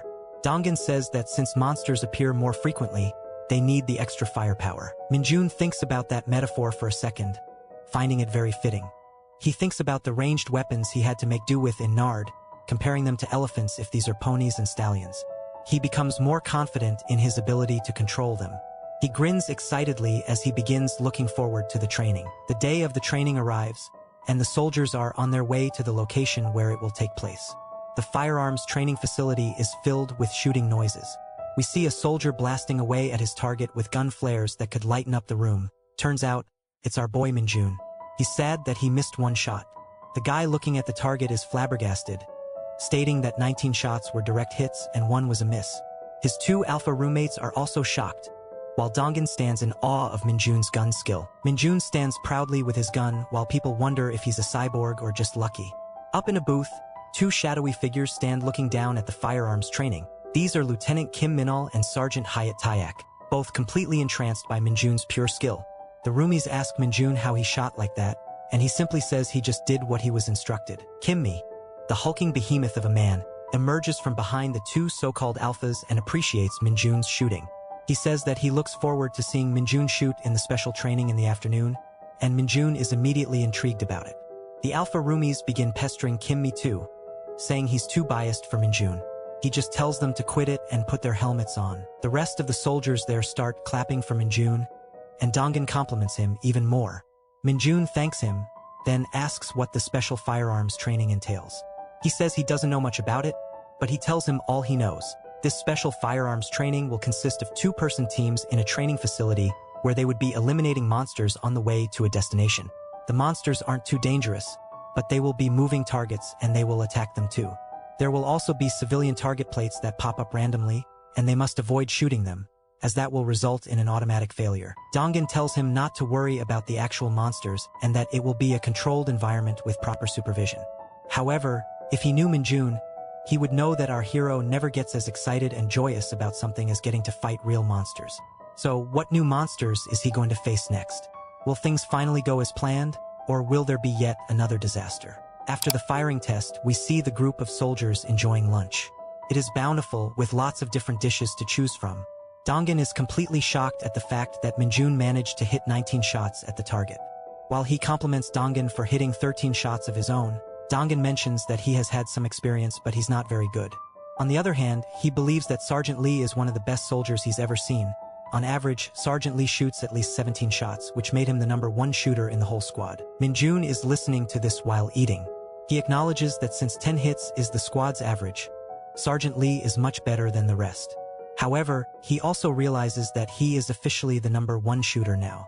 Ben then gives our hero a word of encouragement, saying he's sure that Minjun will do great in the special firearms training. Minjun asks him that he had told him before that there would be two-person teams, yet he is speaking as if he was not going to be joining him. Dongan tells him that the executives will be deciding the teams, which means they never know who they're going to be paired with. This makes Minjun curious, and he asks what the method and criteria was to decide teams. Dongan begins going into a rumor he heard, which stated that the deciding is done through the ladder lottery. Essentially, the ladder lottery is a method of raffles. It is particularly designed to create random pairings between two sets of things, people or commodities. Anyways, the scene switches from the cafeteria to the special firearms shooting range. The big and burly Sergeant Many is standing there, barking orders, telling the soldiers to get into their bulletproof vests and stand by as the training would commence in 5 minutes. Every single soldier in the room is gossiping, wondering what the special firearms test would be like. Yet Minjun was just standing there, minding his business. Of course, he wasn't going to get peace for too long. A man dressed in uniform comes yelling that he's in the team with the newbie, looking at our hero. Well, it turns out that our hero was teamed up with none other than the corporal that enjoyed hazing. He walks in saying that a corporal and a private are worlds apart, boasting his own skill. Minjun is definitely taken aback by this, wondering why he had to team up with this guy of all people. He also realizes something from Guang Shik's behavior, but he hadn't learned his lesson yet. The corporal starts talking to our hero, telling him that the average finish time in the squad is 3 minutes and that Minjun should aim to improve upon it. His face has a devious look as he says that Minjun must finish within 3 minutes or he's going to regret it. Nun simply looks at him without responding at all. This annoys the corporal. He asks Minjun why he isn't replying, pestering him by saying that he's lost confidence and his 19 perfect shots were just a fluke. Mun is internally frustrated, thinking about how big of a lost cause this guy is. However, he just says that he will try his best to the blithering idiot to make him shut up. The corporal doesn't care about that though. He wants Minjun to just provide results, and he says if Minjun finishes later than him, he would die. He points at the squad talking to Sergeant Mi and says that he should observe the team going ahead. The two soldiers stand in different elevators, whereas Mi stands in the middle as he tells them to get ready. It's Kimi and Zhang Hanyang, and those two state that they're ready. Hence, they start descending. The special firearms training is a special kind of creature. It involves 2 members of the same team in separate elevators being sent down to the underground facility. This tactical training taught soldiers to slay monsters and protect civilians. However, now it was something different, almost a competition amongst the troops. It was a race now, and the whole purpose of the trial was to see who reached the end fastest and cleanest. The final objective was to press the finish button at the end before your opponent. Jun was looking at the large scoreboard to ensure he knew what was going on. There were different-sized monster icons, and Minjun wondered why. The corporal told him that it showcases the threat. The more dangerous a monster is, the bigger the icon will be. He begins explaining in June the format of the special firearms trial. He explains that there are 2 monsters on each lane and that 1 encounters will be randomized.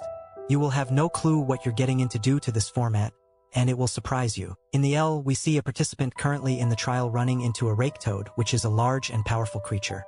The rake toad attacks him with its tongue, and he seems to have gotten unlucky in the monster selection. On the screen, we can see that the participant that ran into the bigger monster ahead. Manjun realizes that even if he moved fast, he got unlucky with the monster. He knew that his opponent would catch up to him. Of course, the opponent ran into a large rat and shoots it to shreds. He walks away from the dead rat's body, confident that he'll have an easy time in the trial. However, he immediately runs into a large earthworm which is humongous in size. Meanwhile, the guy who fought the rake toad just got another rake toad to battle. He's visibly frustrated after killing the second one by unloading a whole clip into it. Annoyed, he thinks that his opponent probably won already, but when he reaches the finish button, it's empty. There is no one near it. He walks over to it and presses it with a big smile on his face. The buzzer sounds and the crowd celebrates as the challenge was completed in 2 minutes and 24 seconds by the trooper. As the others discuss the sandworm thing, the winner mocks the loser. Meanwhile, the loser just complains about his bad luck. Turns out that they had a bet, and now the loser must give him a treat at the PX. On the way back, they notice that aside from being late, the loser had also shot a civilian, which disqualifies him. The two walk out bantering about what they will buy, and the corporal notes that 2 had made a bet before going in. This catches Mun's attention, and he's intrigued by the idea of a bet, surprising the corporal. He tells him that they should make a bet too. He says that the loser should grant the winner any one wish. This makes the corporal laugh, but he decides to indulge Mun out of overconfidence. He then says that there is nothing a mere private can offer him, but there is always something a man like him needs. He decides that Minjun will need to give him his salary for 3 months if he loses. Minjun is a bit disappointed to see that he couldn't come up with anything better than money, which is such a typical mob behavior. He agrees to his condition, and the corporal is glad because he is confident in himself. Donan notices the two talking and he starts getting a bit nervous for. Minnie shouts for the next group to get ready. Minjun and the corporal get into their separate elevators, ready to get going into the trial. Mi asks if they need to say anything before going in. The two synonymously deny. Mi notices they're ready and he initiates the trials. The elevators begin to descend, and we see Jun lost in his thoughts as he is heading to the underground levels. He notes that he fell for the corporal's provocation, and he's a bit unhappy that he made himself noticed. However, he is well aware that he's not mature. He's never going to let provocations slide by. As the elevator doors open, his demonic aura begins to sense the demons in the trial. At the top level of the building, the other candidates are looking at the score screen and excited to see the trial. They're talking about how the two candidates made a bet and they're confused how a private could possibly hope to win against a corporal. Suddenly all of them are shaken as the ground exempts a harsh tremor. It begins to move rampantly and some of them lose their footing in fear before the tremor stops. The candidates ask each other whether that was an earthquake. Donjin says he doesn't think that it was. They look at the screen shocked to see that one of the monsters is moving towards the other monster in Minjun's lane. The door opens and Minjun is making his way through the lane, wondering what that tremor was. His face is taken over by confusion and instinct, and his eyes are left wide open. It is a gigantic one-eyed monster with humongous claws and horns devouring a large rat monster. Looks like Manjun will have to face the toughest monster he has so far fought on Earth. Realizing that it's probably just another monster with a big body, he calms himself down immediately, but he's still confused why it's eating another monster. The monster sees Mun present in the lane. Manjun looks up directly into its big ugly eye. The monster begins to rage, pulling the rat out of its mouth. Throws the rat at Mun, but he jumps and maneuvers around the hit. He lands safely on the ground and a thought enters his mind. He wondered whether fried chicken was on the menu in dinner and he wants to get this through fast so he can eat. He notices the civilian target he's not supposed to shoot and realizes that he cannot shoot mindlessly. The monster takes a step towards Minjun as our hero notices that the creature is trying to attack him. He loads up some demonic energy in his left hand as he wonders why the creature is rampaging. The monster tries to grab Mun with its massive claws, but Minjun strikes with a fistful of demonic energy. It carves through the creature's arm, cutting through it with 3 precision slashes. The monster begins to scream out in pain as its hand is torn apart and dismembered. Minjun sees this and smiles. Now all he had to do was shoot it down. However, his attention is caught again. You see, the monster's arm begins to regrow right in front of Minjun's eyes. And to make things more interesting, instead of regrowing its hand, they regrew a giant sword in its place. The troops can see that Minjun is fighting a large creature on the screen. They're all confused about what's happening and why one of the monsters is missing. Mi is looking at this and he has a revelation. If the first monster is missing, that means the second monster was the Cyclops. Cyclops are also known as the devouring demons. They consume a source of energy to increase their regenerative and attacking capabilities. Mi wonders something though. This monster doesn't attack unless its life is threatened. And he wonders what provoked it so much that it broke out of captivity and started raging after devouring the other monster. It was our boy Minjun and the intense demonic aura that he carries around himself. With a smile as Minjun was dodging the excessive slashes from the Cyclops, he found himself high up in the air battling the overly aggressive creature. He loaded up his gun, knowing it would be easy to kill it with his hands, but he'll indulge the gun fun since it was firearms training. He began raining bullets at the Cyclops' face. The bullets tear through its eye and the monster roars out in pain. Minjun lands on the ground as the monster is suffering, but not in silence. Minjun notes that its eye isn't regenerating very fast, so he can end it now. The monster quickly turns its head towards our hero as Minjun is running towards it ready to strike. The Cyclops retaliates by swinging its sword arm. Minjun is taken by surprise. He notes that the Cyclops knows his location even after losing its eye. Minjun pulls a neo-bullet dodge and ducks out of the arm slash. The monster takes the opportunity to attack with its other hand and slams Minjun into the ground. At first it looks as if it's over, but Minjun had the strength to block its attack as he was holding back the monster from squishing him like a tomato. He considered how strange this whole thing was. There was no shot that the training center would use a monster this violent, and even though he squashed its eye, the monster knew where he was exactly every time. This is where he has the epiphany. Was the monster reacting to Minjun's demonic energy? The scene cuts to the elevator door opening within the lane. Mi walks into the second lane carrying his incredibly large LMG. He is worried about Minjun's safety. He blames himself for letting something like this happen, as an energy-fed Cyclops isn't something a private could go up against at all. He runs through the lane as fast as he can, hoping Minjun hasn't succumbed to his death. Meanwhile, the corporal has had a great time in the trial. He's about to clock in at 2 minutes and 30 seconds, confident that Minjun never stood a chance. The corporal wonders what to do with Minjun's salary. He decides he will spend it on his vacations as he nears the finish line. Once he reaches it, his hopes and dreams are crushed. Minjun is already standing there inspecting the finish button. He looks back at the corporal with an incredibly indifferent expression before sprouting into a really devious smile and pressing the button.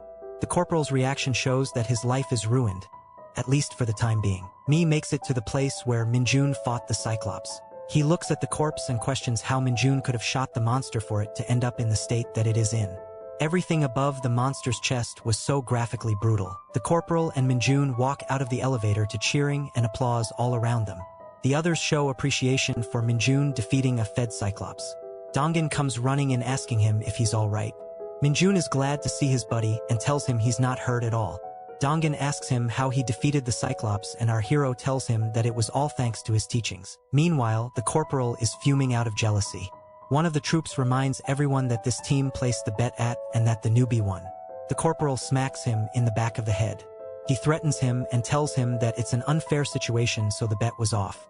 He starts giving excuses, saying he couldn't have won in that situation. He said the special firearms training was designed with 2 monsters in mind, and he did defeat 2. He then asks how many the newbie defeated and reminds everyone that Minjun only defeated 1 monster. He points at them and tells them it was an unfair situation and tells Dongan to say something too. Dongan is a meek person and he feels a bit daunted by the question. The corporal orders him to say something and threatens him. Minjun wonders why the corporal has to be the worst. He thinks about how, despite this scenario being unexpected, he doesn't feel good that he killed the monster with his fist. This is why he was planning to forget the bet. However, looking at him pestering Dongan, he doesn't want to let it go. Someone walks up to the crowd after hearing the commotion. The assertive voice mocks the corporal, saying that the newbie took the bigger risk and that the corporal should be ashamed. The corporal looks back and sees who said that. The mystery man divulges information about the Cyclops, saying they're harmless, but once they turn, they are horribly difficult to fight. He tells the corporal that the newbie faced a much bigger threat, and everyone knows this. They're all shocked to see who said such wisdom-filled words. It was none other than our very own Sergeant Lee Yunho. We appreciate the casual appearances he makes. The corporal is embarrassed. He tries to mock Sergeant Lee, saying he's showing off his rank in front of the juniors. Sergeant Lee shuts him down, saying he's the one always showing off. The corporal tells him to stop embarrassing him over his jokes, and the sergeant decides to double down. He tells the corporal that everything that doesn't go his way becomes a joke to him.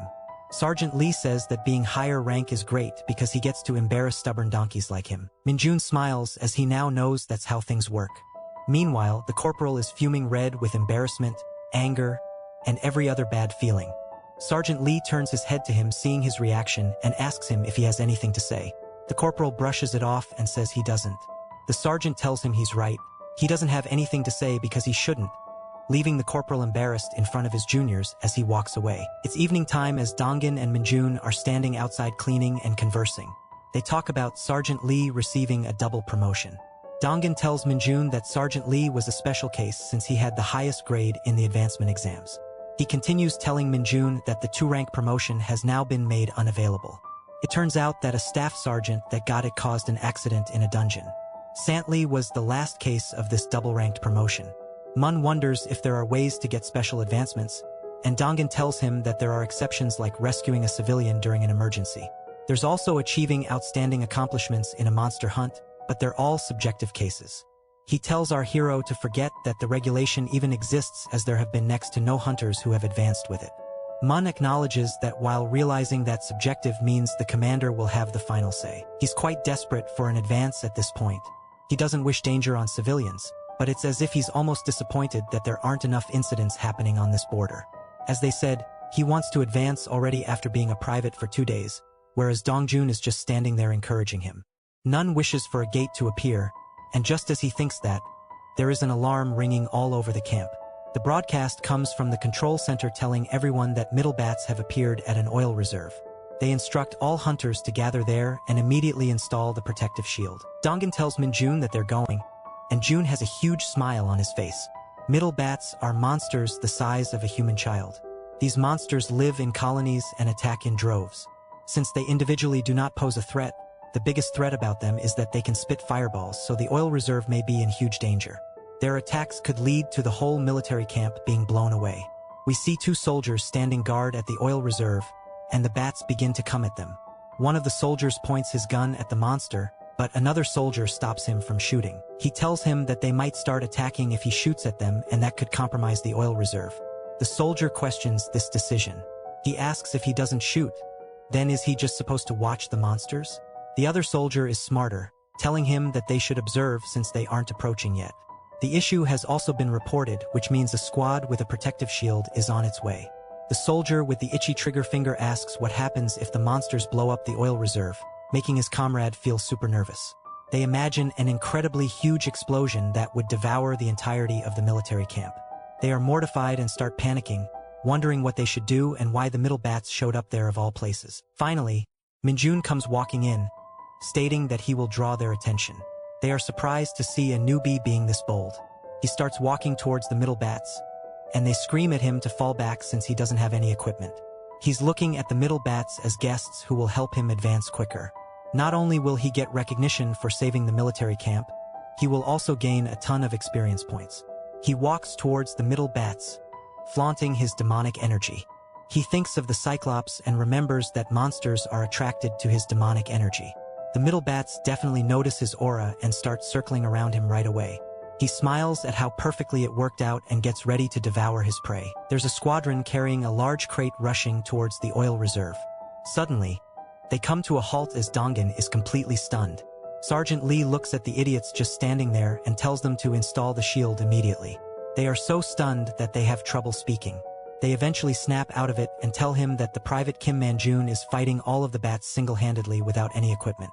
Sergeant Lu couldn't give a carp and shouts at the recruits to deploy the shields. Meanwhile, Minjun is just ripping the bats one by one. He realizes that it's taking too long, so he needs something to kill the bats faster with. He hears Sergeant Lee's voice behind him. Sergeant Lee is running towards him and telling him to fall back. None ignores what Sergeant Lee said and just wants all of those experience points. He notices that Sergeant Lee has a baton in his hand, and that catches Minjun's attention quite well. He uses his demonic energy on Sergeant Lee's stomach. Sergeant Lee doesn't realize it and thinks that his stomach is acting up. Manjun approaches him, pretending to be worried about him. He asks to borrow the baton from him before taking it by himself and telling the sergeant that he'll be back in a moment. Minjun's smile widens as he knows fun times are starting. He rushes back into battle with his shock baton ready to rip those middle bats apart. He's taking out multiple bats in one hit, and he's having an absolute blast in doing so.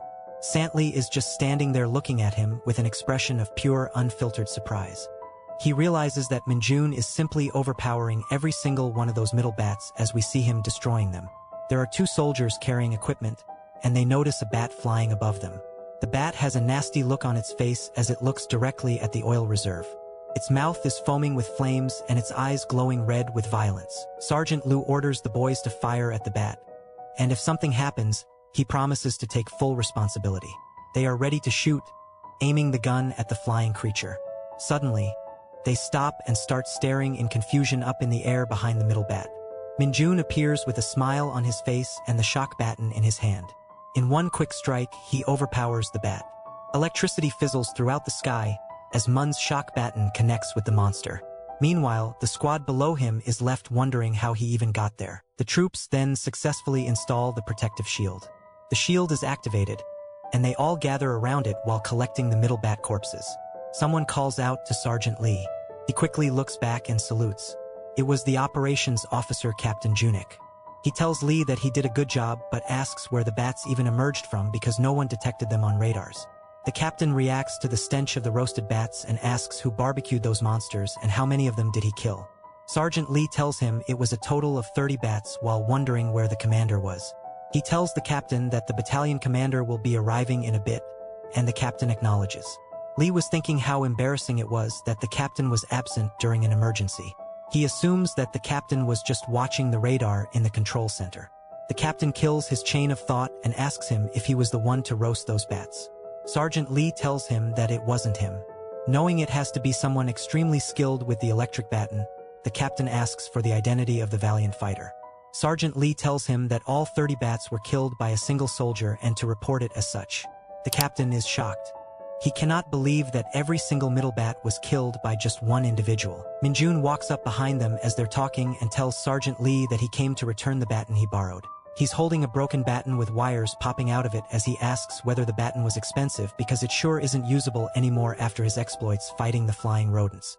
There's no wonder everyone was suspicious of Minjun. He had shown his strength publicly and now all eyes were on him. We see the battalion commander's office in which Sergeant Lee is quite seriously asking Minjun if he has re-enlisted.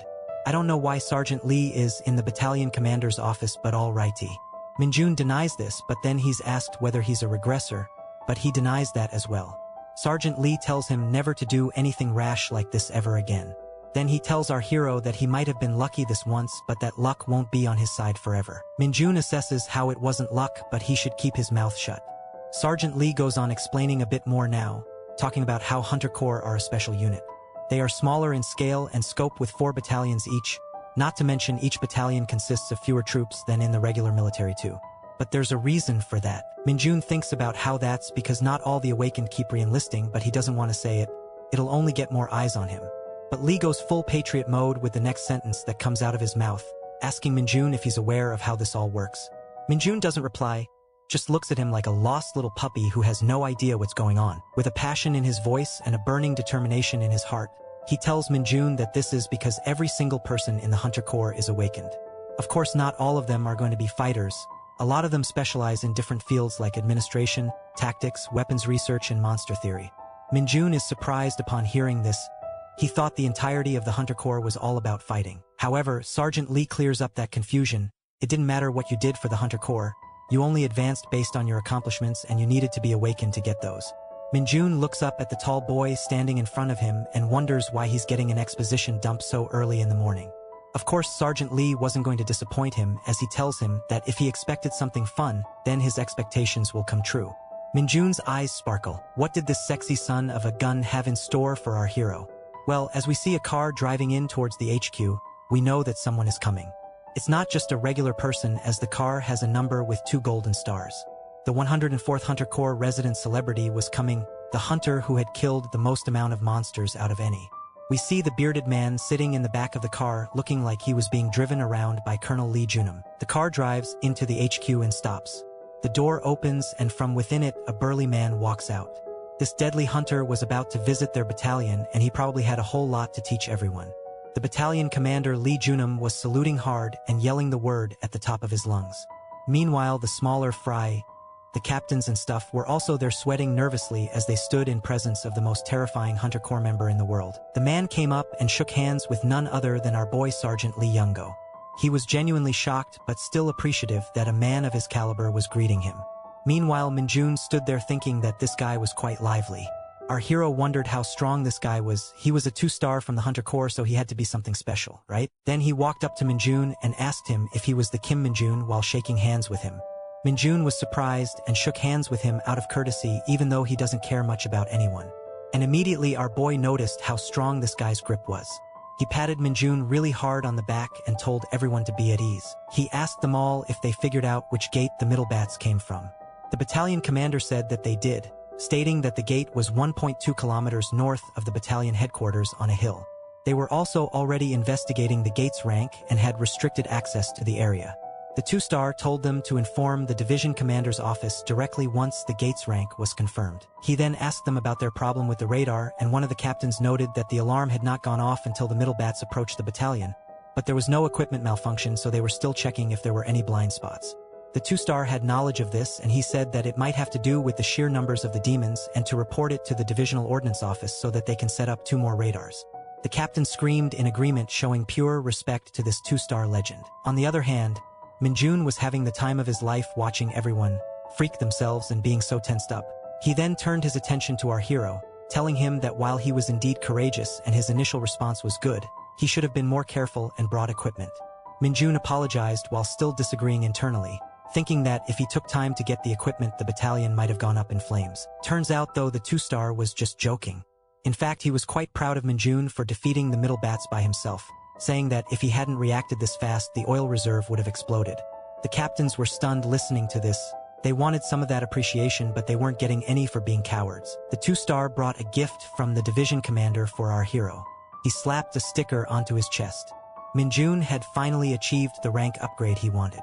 The 2-star congratulated him on the advancement, stating that it wouldn't have happened like this under regular circumstances, but a soldier like him who's achieved something exceptional should be rewarded as soon as possible. Our boy was now Private First Class Kim Minjun, and he was thankful.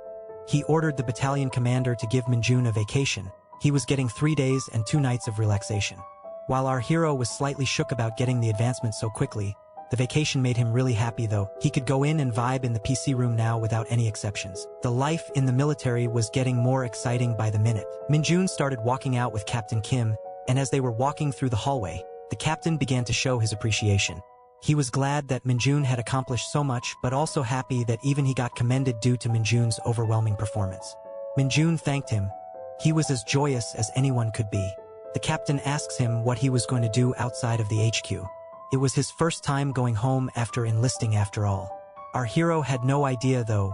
This was entirely uncharted territory for him. The scene switched to the bustling city streets, lights and banners everywhere, people walking around in cars to be seen on the roads as Minjun walked with a pep in his step. But first thing our hero would obviously had to do was to find himself a PC room. He knew that all he wanted to do was play Dungeon Power Fighter at the PC room and nothing could stop him now. He didn't want to go home because he would have had to enter a restricted area. The worst part is that they didn't have any internet connection there, so he was going to just spend the next 3 days and 2 nights in this PC room without wasting any time on traveling. As he was walking into the PC room, he heard a commotion behind him. It was 2 friends, and one of them talked as if he was wronged by the soldiers. The other one asked him if he went out to that cave again, and the hat guy mentioned that he was going there just to pick some mushrooms. He was angry at being stopped even though he had already obtained permission from the owner of the mountain and even deposited the money. The hat guy asked for a drink, but the buddy denied him. Talk about a low blow. His buddy mentioned that someone he knew went there before it was completely restricted and the mountain smelled foul with toxicity. He continued saying that the guy had a headache for a few days afterwards, so it was just pure trouble going in there. The hat guy said that he'd wear a mask or something when he entered, but their conversation was cut by our eavesdropping gamer Minjun. Minjun asked them where that place was, and they looked back at him nervously because he was in uniform. They looked at each other for a moment thinking of what to say, but at the end they decided to tell him. Eventually, actually, instead of just telling him, they took our guy. They dropped him off at the side of the road just near a place called Huan. They couldn't drive him any further due to it being a restricted area, but Minjun thanked the guy for the ride. The chunky boy asked him if he could really resolve whatever was on the mountain. Minjun looked into his eyes with determination, telling him that the restriction will be lifted by tomorrow and that they will be able to go there again. They noticed the 2 stripes on his chest, realizing that he was a private first class. They stared at him for a few moments not knowing what to say, then they drove off. They weren't going to hang around for someone to see them. Minjun looked up at the mountain and he could sense the demonic energy that was radiating from within it. He had decided to come to Huan for his vacation instead of spending it all on the PC room. He had smelled it from afar, that familiar scent. He could visualize it, that purple energy in the air and that foul smell. It was demonic energy, and our boy was happy he had found this opportunity to take it all in. There were guards protecting the cave entrance. They were wearing gas masks on their faces because the demonic energy was too overwhelming. Minjun was hiding between the trees looking at them. He noted that the security was quite heavy near the entrance, but he had to find a way in by any means whatsoever. He didn't want to get noticed, so he gestured his hand and a wave of demonic energy emanated from within it. It floated towards them like air. They couldn't see it, but they ended up breathing it. As soon as they inhaled it, they could feel that their stomach was hurting as they clenched their tummies tightly. They looked at each other and thought about what to do, thinking that they'd just hold it in, but then they couldn't. They decided that they needed a potty break after all, thinking how no one would come here anyways. The entrance was now empty with no security at the cave's opening whatsoever. It was time for Minjun to head in. He started walking into the cave slowly, placing one foot in front of the other. As soon as he entered, he could see the place was glistening with demonic energy, and that put a smile on his face. However, there was one problem. When he placed his hand on the ground to sense anything in the area, he couldn't sense any monsters whatsoever. He wondered why the demonic energy was so dense in this cave if there weren't any monsters. As he went in deeper, it didn't matter if there were no monsters here. All he wanted was that sweet demonic energy, and he began to suck it all in. The demonic energy was flowing into his palm, giving him the power that he craved so much. His demonic energy stats were increasing. It was rising so steadily with every moment. As he looked at the notification window that had appeared in front of him, he had now reached the demonic energy threshold. So his skill called Corruption was now enhanced. Along with Corruption, he had unlocked a new skill called Night Walker. Manjun was overjoyed. This had been a phenomenal turn of events for our guy. This was a thing to celebrate for our hero. Not only did he enhance one of his skills, but he had unlocked a brand new one. As he looked at the status window, Manjun thought about the sheer amount of luck he needed to get this for free. His strength, agility, and stamina were at 60 points, and his demonic energy was now at 15 points. He looked at his hand, feeling the power surging through him, free demonic energy, and a usable skill without having to put in any effort whatsoever. This was a major dub. The Night Walker gave him the ability to summon a shadow called the Night Walker. He knew about this because he had used it a lot in his guard. This shadow's specialty was that it was great at assassinating targets from the safety of stealth. But there was one downside. This summon needed to be fed demonic energy on a regular basis to be maintained. He raised his arms, ready to show off his new powers, and ordered the Night Walker to emerge. This little ghost was worth all the demonic energy he had to feed it. He might look cute, but the Night Walker was more dangerous than anyone could ever anticipate. As soon as he emerged, though, Manjun was kind of shocked by how tiny this guy was. He was confused. Was this a part of the dimensional travel penalty? Why was he this tiny? Was it maybe that his demonic energy stat was too low? He needed to know because this was up. It was awful. He thought the Night Walker would be way bigger. He's afraid that such a tiny weakling would be eaten up by the sun and won't have much use. Then he came to a quick realization. This creature was tiny in size, which means that it can hide in shadows. This was its strength. Behind that tiny cute little body was a monster of assassinations. After a small time skip, the 3 days and 2 nights had now passed and Manjun was back at HQ. He saluted his comrades as soon as he got back to the dorm and mentioned he was back from vacation. His comrades gathered around him, noticing that this is the guy who advanced in the shortest time to date and that he also got a vacation from the division commander and he got a badge from the 2-star as well. Manjun looked backwards as he noticed someone familiar. He had brought a gift for this person. It was for his buddy Dongjun.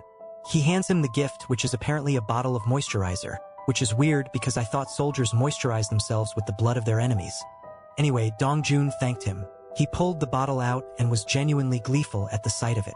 He told Manjun that he would use it really well. And here comes the guy who Manjun beat in the special firearms training, mocking their friendship. He had asked Manjun to bring him some Macs and magazines, but the thing that Manjun brought along was just some instant coffee with the same name.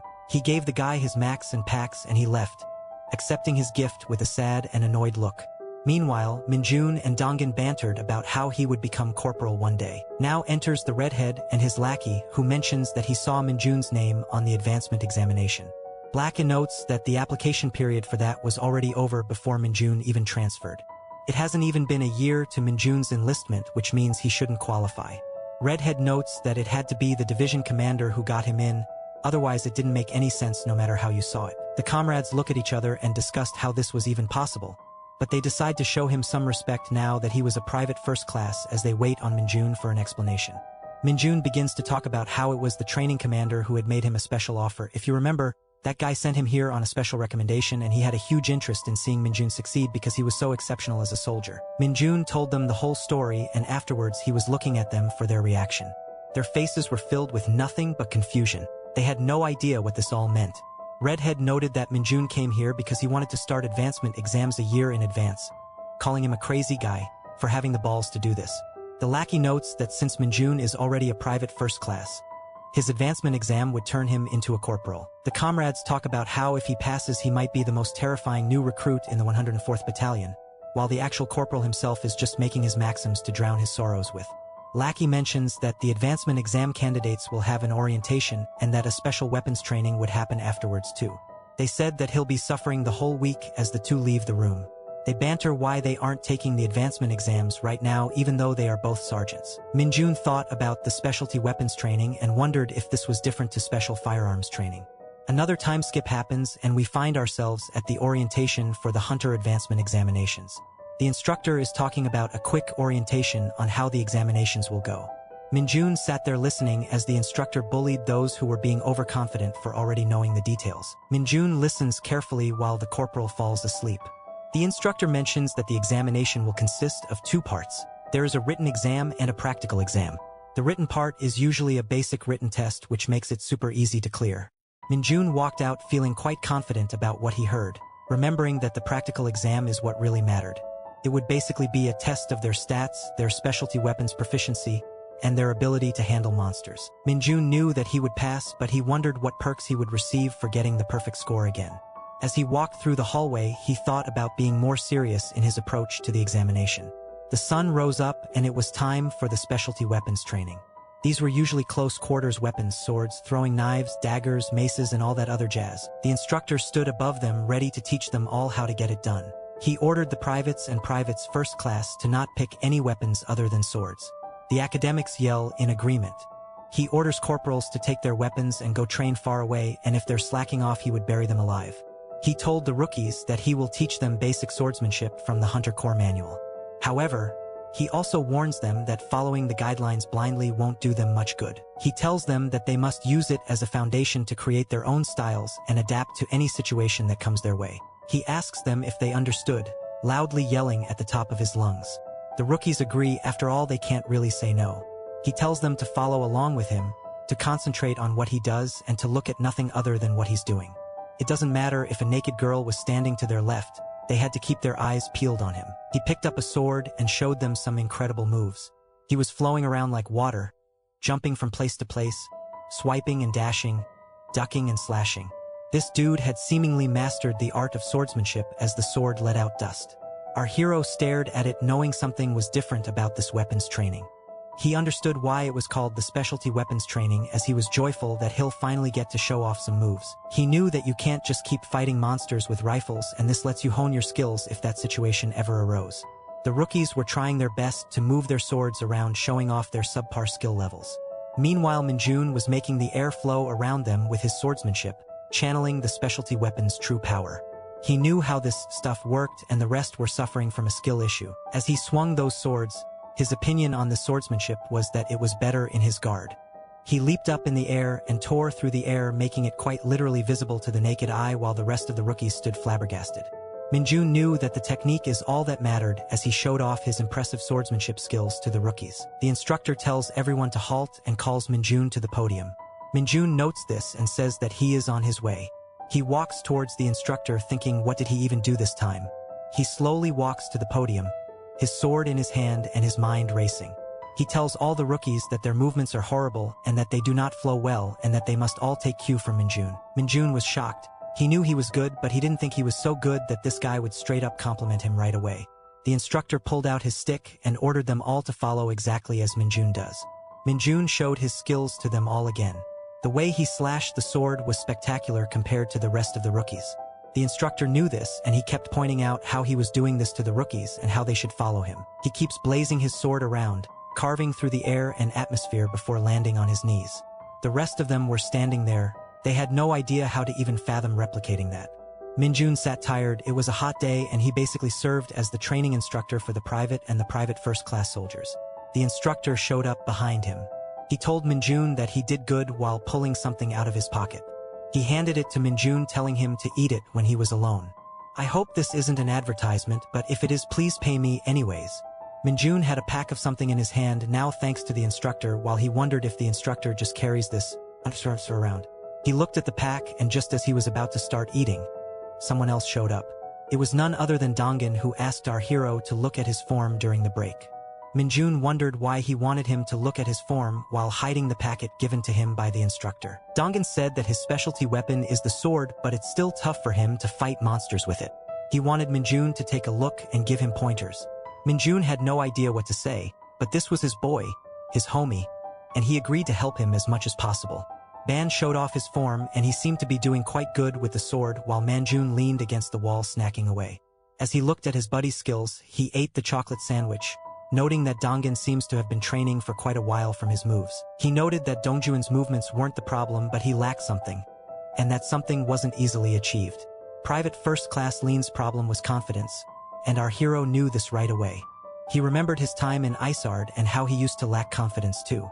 He knew that it might not be the right time yet, but that there will come a day. On that day, Dongan will transform. With the help of our hero, he will turn Dongan into a top-tier hunter. a confident one who is always ready for combat. The last chapter ended with the anticipation of the advancement examination, and it was the day that they would finally begin. People at the HQ were spending time doing different things, taking it at respite from the preparation that they had done. Some were watching TV, loving the music as they looked at idols. Others were playing basketball. Sports was always a fun way to relax. There were others that were playing board games. Suddenly, an announcement blared on the speakers. It was telling all of the hunters who were scheduled to take the advancement examinations to proceed to the military training ground immediately. Everybody was knocked on the head with this news except for our hero. Kim In-jun stood ready to take on anything in the upcoming examination. He had a determination in his eyes as he knew that today was the day he would be becoming a corporal. The sun was shining on the faces of the young examinees as they stood in the military training grounds. The instructor for this exam was Second Lieutenant Kim Chman, because everyone is going to be called either Kim or Lee in this series. He tells everyone that he will be their guide through the exam. The examinees listen carefully, but before that he wants to see the number of personnel from each company. A bus comes up as it seems that they will be taking the exam somewhere else. The second lieutenant stands and checks as everybody enters the bus in an orderly fashion. Once everybody's in, he talks about how the exam will be held at the 105th Division. The bus takes off and he tells them to look at their practice questions while they were traveling in the bus. The examinees are a bit flustered to say the least. Min-jun starts eavesdropping on a conversation between two examinees. He hears them talk about how the 4th Battalion is coming to the advancement exams, which means that they, and by extension we, would get to see some females in this series after so long. One of the examinees is really excited to show his weapons proficiency in front of the girls. They talk about how the girls might want their numbers and stuff. Meanwhile, Min-jun is just listening and laughing. He knows that they're going to try their best, but it doesn't matter, he was too confident in himself. The road to the 104th Division was filled with beautiful vistas.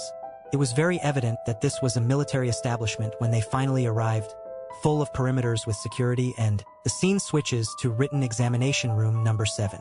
Here, all the examinees are seemingly done with their written examinations and it was time for them to get their results. The invigilator Kong says that everybody has passed except for Cho Jang-guk.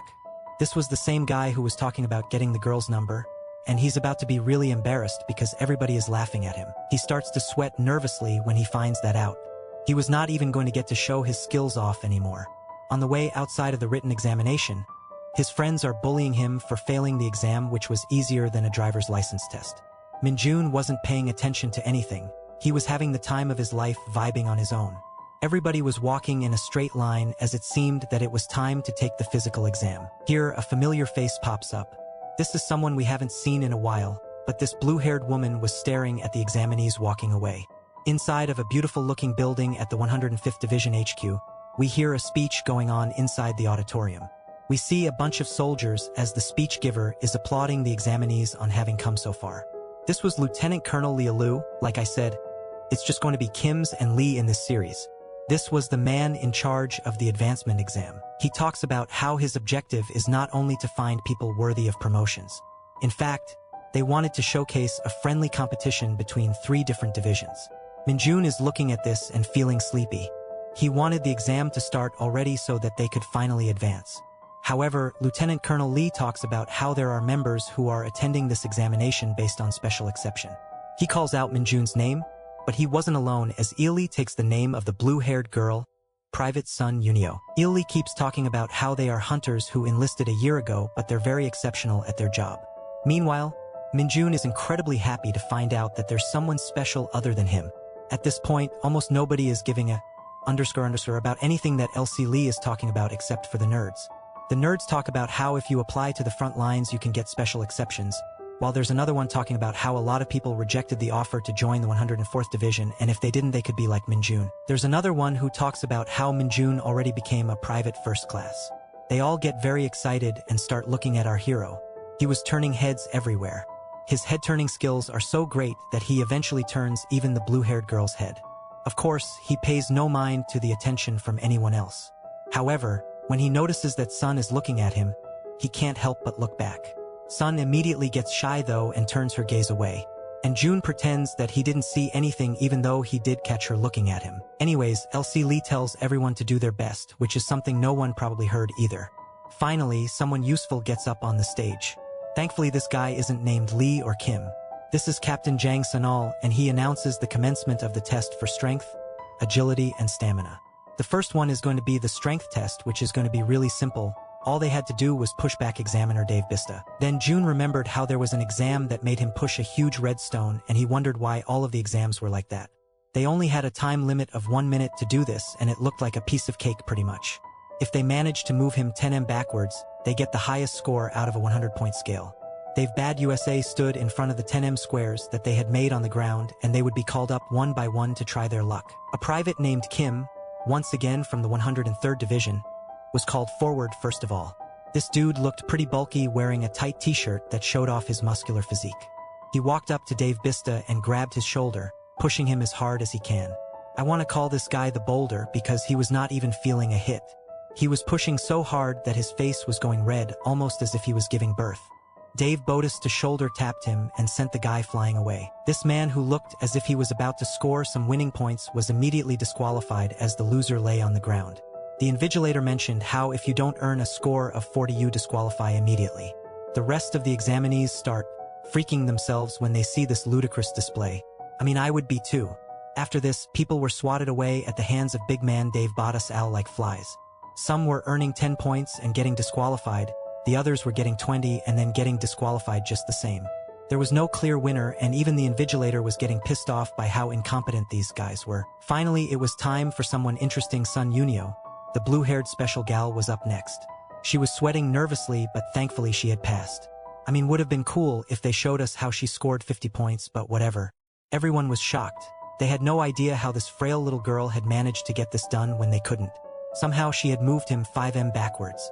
She walked away looking like a Chad. This is what you call a real girl boss. The boys were taken aback by her beauty, while some others were talking about how she's a nepotism baby because she's the daughter of the division commander. These guys were fanboying hard, and it was very pathetic to see, in all honesty. She looked back at them, and I'm pretty sure she was judging them like me. She walked through the crowd of admirers, but the only one disinterested in staring at her was Minjun. Of course Minjun was thinking about her too, how she's the one who received a special exception like he did. It was our hero's turn. The time had come for him to show off his incredible strength. He announced his arrival, mentioning his private first-class title as he came forward. He walked up to Dave Bista, and he had an idea in his mind of how this was going to play out. He knew that he shouldn't treat this situation like the Red Stone, because if he did, Dave Bista would die. However, if he manages to push him past the 10m mark, he might get a special bonus. So he decided to go for it, put both of his hands front and center, all 5 fingers open, ready to push hard, and bam! Dave Bista went flying. I'm pretty sure nobody in his entire life had been able to push him this far. The crowd was shocked. Their faces went white with envy and fear. Thankfully, Bista managed to land on his feet.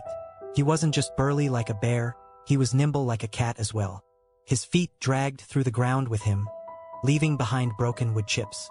Not only was Bista shocked and enraged, even the invigilator had no idea how this was possible. Private First Class Kim Minjun was the only person here who had managed to acquire 100 points. He was smiling. He knew this was coming, but no one else had any clue. Not even the blue-haired Nepo baby. As he walked away feeling Sun's gaze, he realized there weren't any bonus points after all. Of course, Minjun wasn't the final examinee, and there were more yet to be disqualified. A girl was sent away crying because she failed to push Dave Bista more than 1 meter, resulting in her disqualification. The rest of the examiners were just standing there wondering why this was so difficult. The strength test had finally ended, and it was time for the next one, which would be the agility test. Of course, being the agility test, it would start without any breaks. The ones who were disqualified were sent away. They made lines and walked away disappointed with their own performances.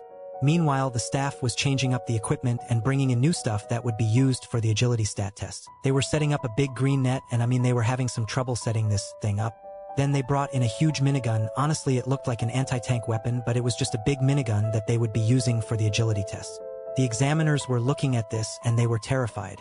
They were wondering if they were going to be made to dodge bullets after using up so much of their strength trying to push the behemoth Dave Bista. The invigilator was laughing as he finally revealed that they would indeed be dodging rubber bullets. It didn't matter if they were rubber bullets, they were being shoved out at an unprecedented pace from within an anti-tank weapon. In other words, it would still hurt like a hell. He tells them to dodge everything, and they start to be nervous. This time there was a lot more pain involved if they messed up. While they were all pissing themselves, Minjun found this amusing and just smirked at how interesting things had gotten. The man operating the gun was ready and he was out for their blood. Okay, so the objective here was to dodge the bullets for a consistent 1 minute. If they would last 1 whole minute surviving the bullets, they would achieve the perfect score. Of course, all the contestants had to stay within the designated area inside of the net. The thing that made the examinees even more scared though was that the examination could also be passed while tanking the hits for 1 minute. You just had to stay inside of the net for 1 whole minute and you would pass with flying colors. Those who ran out of the safety net in less than 30 seconds or those who became severely injured would be disqualified immediately. Now it was time for the test to commence, but before that Minjun heard a familiar voice behind him.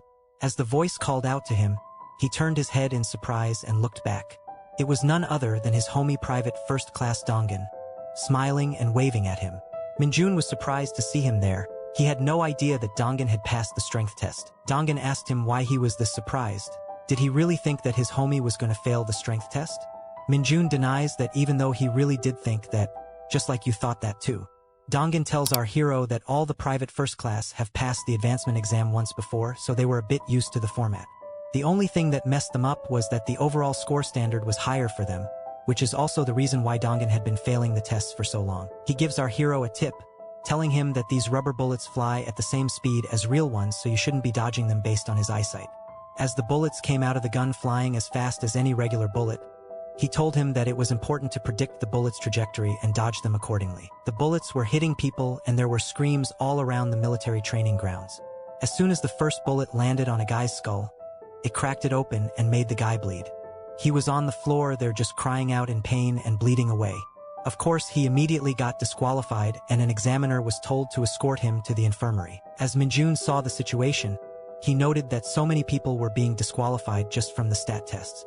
Perhaps this was why the pass rate was so low. But still, it was reasonable that these tests were so difficult because there were so many monsters out there that were so much more terrifying than any of these tests could ever even imagine.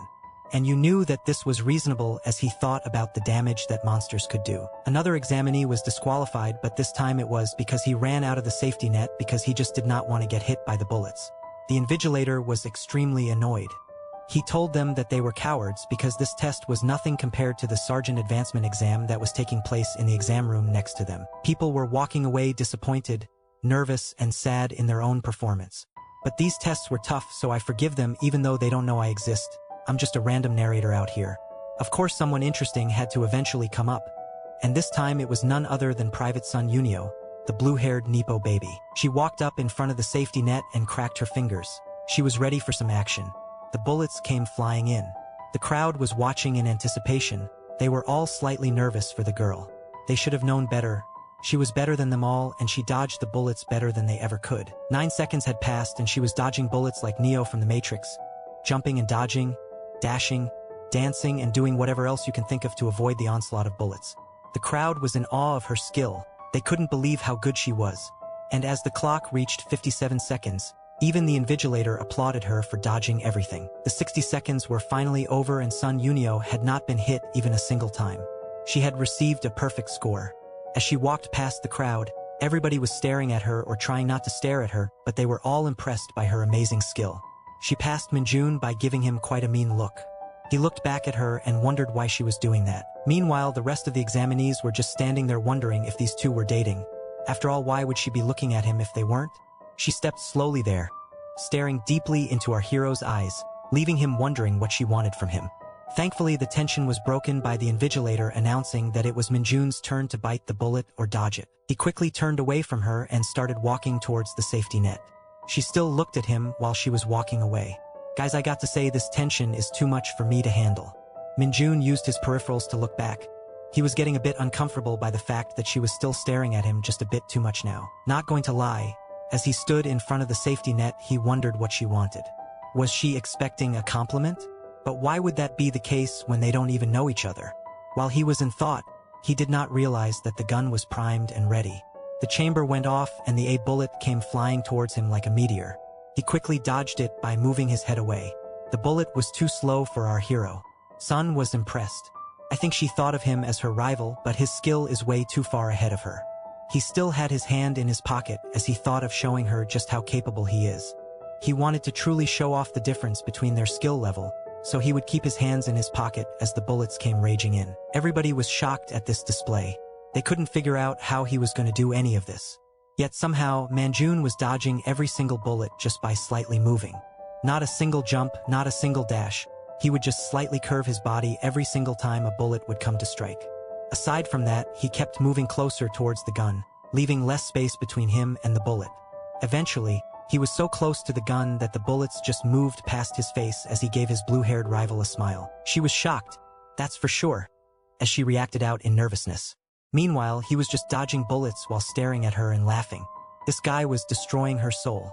The invigilator was so dumbfounded when he saw this ludicrous display that he forgot to even check the time.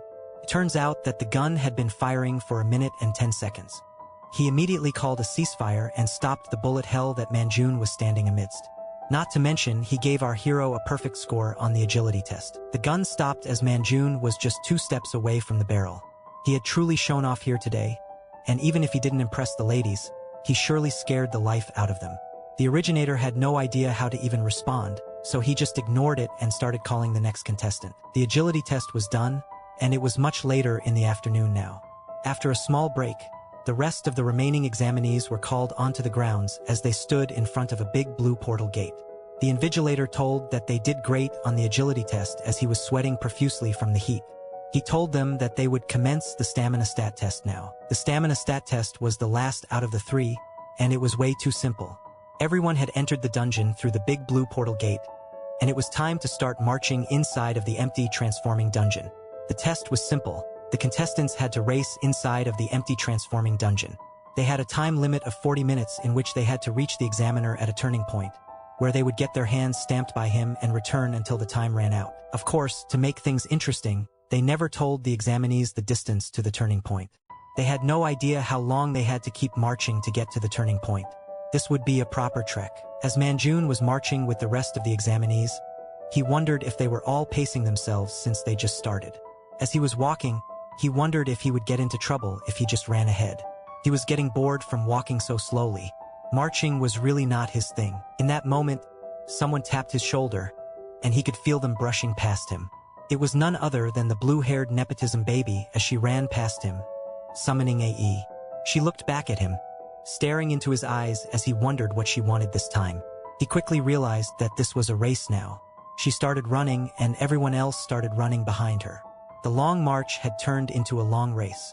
Still, it made a lot of sense as there was a 40-minute time limit. Manjun was overtaken by excitement when he realized that she had just managed to send him the signal to a challenge. The game was afoot, and the race had started. It was going to be a trek to the finish line, and Manjun had no intentions of losing. As he started to put one foot in front of the other at a pace faster than you'd ever see from a regular soldier, he made a break for it, running ahead of the competition while they could only look and do nothing. They could not compete with him. This man was too fast. They started yelling out behind him, telling him to wait for them, but he had only one goal: reach the end faster than the blue-haired girl. The dungeon was rocky, and the fog was covering the little visibility that was available. But the blue-haired girl had no intentions of sticking around. She wanted to win just as bad as everyone else. Suddenly, she noticed something behind her. It was as if a shadow was on her ass. Nope, it was just Manjun giving her a smile as he had easily caught up to her. He looked at her and told her that this wasn't going to be too difficult for him. She was confused at what he said and asked him what he was saying, and he just replied that he was talking to himself. He dashed ahead of her, leaving her behind, confused and shocked at his incredible pace. He laughed hysterically as he took the lead. He couldn't help but show off. She was stopped dead in her tracks, terrified of what she was up against. As she was standing there panting, she wondered what the hell kind of power our heroic MC was made of. Her mind started to wander, remembering how when she left the battalion commander's office, she was greeted by a whole crowd of reporters. This is where we were going to get Sun Yuno's backstory. We were finally going to learn more about her mysterious past. She was shocked at first. She wasn't used to so much attention from the world. They kept questioning her and bugging her about her meeting with the battalion commander and asking her if the rumors were true, that she was indeed the daughter of a general and had incredibly high stats. She had no idea how to respond. It felt as if there was too much responsibility on her shoulder. As she walked away from the crowd of reporters, she could hear them whispering about how she was a nepotism baby, but that she was still a normal person and not too arrogant. They didn't know much about her. As she was walking away, She heard them and how they assumed that she was going to be the best recruit in the enlistment year. She took off her jacket. This is still the flashback, by the way. She wondered about our hero and how he broke the redstone in one hit. She was surprised and impressed by his strength and wondered what his deal was. The scene switches to a training center where an announcer is stating that the white team has won. Sun was standing atop a catwalk, waving a blue flag while she was in her training attire. She had a smile as sweat was dripping down her face. She made her way off the catwalk and went back to her team to celebrate. The announcer screamed that the blue team's flag was captured by the white team, and they had set a whole new record of 3 minutes and 34 seconds. He also told the white team to take a break for 10 minutes. He called up the blue team towards himself as another trainer walked towards the white team. She told the girls that they've set a new record for the training center and that they can rest here for now. The girls were happy. They had accomplished something great. Her team was celebrating as they rested. They were proud of our comrade for doing everything, recognizing that they hadn't even done anything. So they decided to cheer on their comrade, Sun Yunio, who had won them the training. She was blushing at this point. We know that she doesn't know how to take a compliment. However, she did have a faint smile on her face, as one would expect in this situation. Later, we're brought back to the girls' locker room. There, the women are engaged in different activities. Most of them have gotten changed, while others read books, fold their clothes, and use their phones. Suddenly, a short-haired blonde girl slams the door open as she enters the room.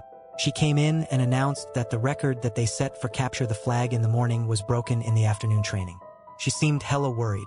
Then she began to recount about how quick the new record was, which stood at 1 minute and 2 seconds. The girls were confused. How could such a record even be made? Turns out it was none other than Kim and June RMC who had broken it. This immediately alerted Sun Yunio. She remembered who it was, that she had been bested by him without much difficulty. In the girls' shower, we don't get to see much, but they seem to be vibing. However, Manjuin's name is on every person's mouth at this point. This was during the time where he got a near-perfect score shooting the ICM bullets, and Sun Yunio was starting to get annoyed by his constant record-breaking performances. Blondie kept talking about Manjun during every other activity or training, and at this point, our girl had had enough. It didn't even stop during midnight when they were supposed to be sleeping, as she kept mentioning about how he caught a hound, which was the size of an elephant, in the dungeon. Sun finally told her to shut up and go to sleep. Blondie was not shutting up, though. It's almost as if she was zoned out while talking about our hero, and Sun just wanted her to be quiet. Eventually, she spaced out herself into a sleep that would bring the memories of her past in her dreams. A solemn figure was tying the laces on their boots. They had rough hands, the hands of a soldier. It was a bulky figure. The physique seemed to belong to a man who had seen many fights in his lifetime. A little girl approached him. It was none other than Sun herself as a child. The man was her dad, a veteran of the Hunter Corps. She looked up to her father, and in her dream, she was staring at him while the background was completely white and colorless. The entirety of the color went into that man. It seems that he was a huge source of joy for Sun, and his smile brought her happiness. He gave her a pat to the head, roughing up her hair and showing her some fatherly love.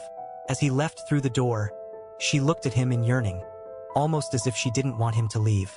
In that moment, a small smile appeared on her face, as she knew exactly what her goal in life was going to be. She was going to become strong just like her father. She was going to keep everyone safe and make a name for herself as a powerful soldier in the Hunter Corps arsenal. The scene switches to the battalion commander's office, who compliments her on the phenomenal training she's been doing for the past 4 weeks. He called her in his office so that he could discuss something important with her and asked her if that would be all right. She thanked him for the consideration and wanted to know more about what he wanted to discuss.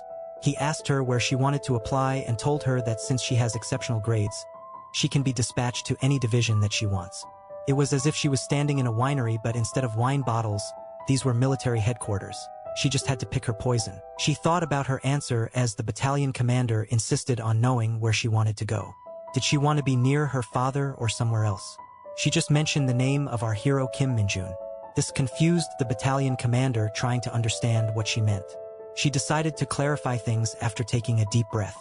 She asked him which division did recruit Kim Minjun apply to, because that was going to be her poison of choice. Finally, we are brought back to the race as Sun Yunio is running, splashing her feet through some muddy water. She remembered that she didn't apply to this division just so she could have childish competitions with her fellow recruits. As she's trying to gain more momentum, she realized that she provoked him because she was a little upset. Perhaps that is why he was mad and showing off. In her mind, she kept seeing him as the main rival during this assessment. He bested her each time they competed, first during the strength stat test and then during the agility test. She realized her errors, her jealousy had gotten the better of her. So as she decided to run faster, she noted that she would apologize to him first. The goal was clear, she wanted to become stronger. She never intended on becoming number one. She came here just so she could get stronger without her father's help, but making enemies was not part of the plan. She knew that she had encountered someone extremely skillful here, and instead of being her rival, he should be someone that she learns from. She was not going to be childish anymore as she had finally reached her destination, the turning point stamp validation booth. Yunio noticed that Minjun had already gotten there, and the man in charge of the stamps kept telling him to go away. He was wasting time just standing there. However, he was just standing there in spite just so he could show her that he got there first. As he ran past her from the turning point, he told her that he almost fell asleep waiting for the slowpoke that she was, which embarrassed her. The embarrassment quickly turned into rage. He had pissed her off real good this time. She started yelling at the invigilator to stamp her quickly because she wanted to get back in the race really fast. As she started dashing away from the turning point, she decided to forget the apologies. Even the very sight of Minjun's face had enraged her so bad that she wanted to take revenge. Unfortunately for her, when they made their way out of the portal, they were all tired beyond expression. Of course, Minjun was just having fun. This was just another day at the office for him. The invigilator told everyone that Private First Class Kim Minjun was in first place with a record of 29 minutes. On the other hand, Private Son Yunio, the blue-haired Nippo baby, was in second place with 32 minutes. The invigilator congratulated Minjun, telling him that he got a perfect score in every single stat test. He thanked the invigilator. He was happy to just be there. That was the end of the stat tests. Every single hunter who passed would get to eat a delicious meal and then gather in front of the training grounds for more assessment action. All of the hunters yelled out in acknowledgement, showing their enthusiasm even though they were so tired they could fall on the ground. The hunters picked their jackets off the ground as it was time to head back for lunch. For a brief moment, our hero made eye contact with the blue-haired woman. Instead of being mature though, Minjun simply showed her the tongue and taunted her more. She was not annoyed anymore. She was just embarrassed at this point. As he walked away from her, a familiar face found him. It was none other than Li Dongan, who told him that he was being rude while the girl just stood there watching. Yet it seems that her embarrassment and anger had completely died out as she giggled a little bit. She realized that she was the one who fell for provocation, and on top of that she also lost. She didn't have anything else to say anymore. She just looked up at the sky and smiled, knowing that there was good competition in this place. She could feel the cold breeze of the air touching her skin. It was almost as if she walked into heaven after emerging from hell and felt refreshed as her sweat dried off.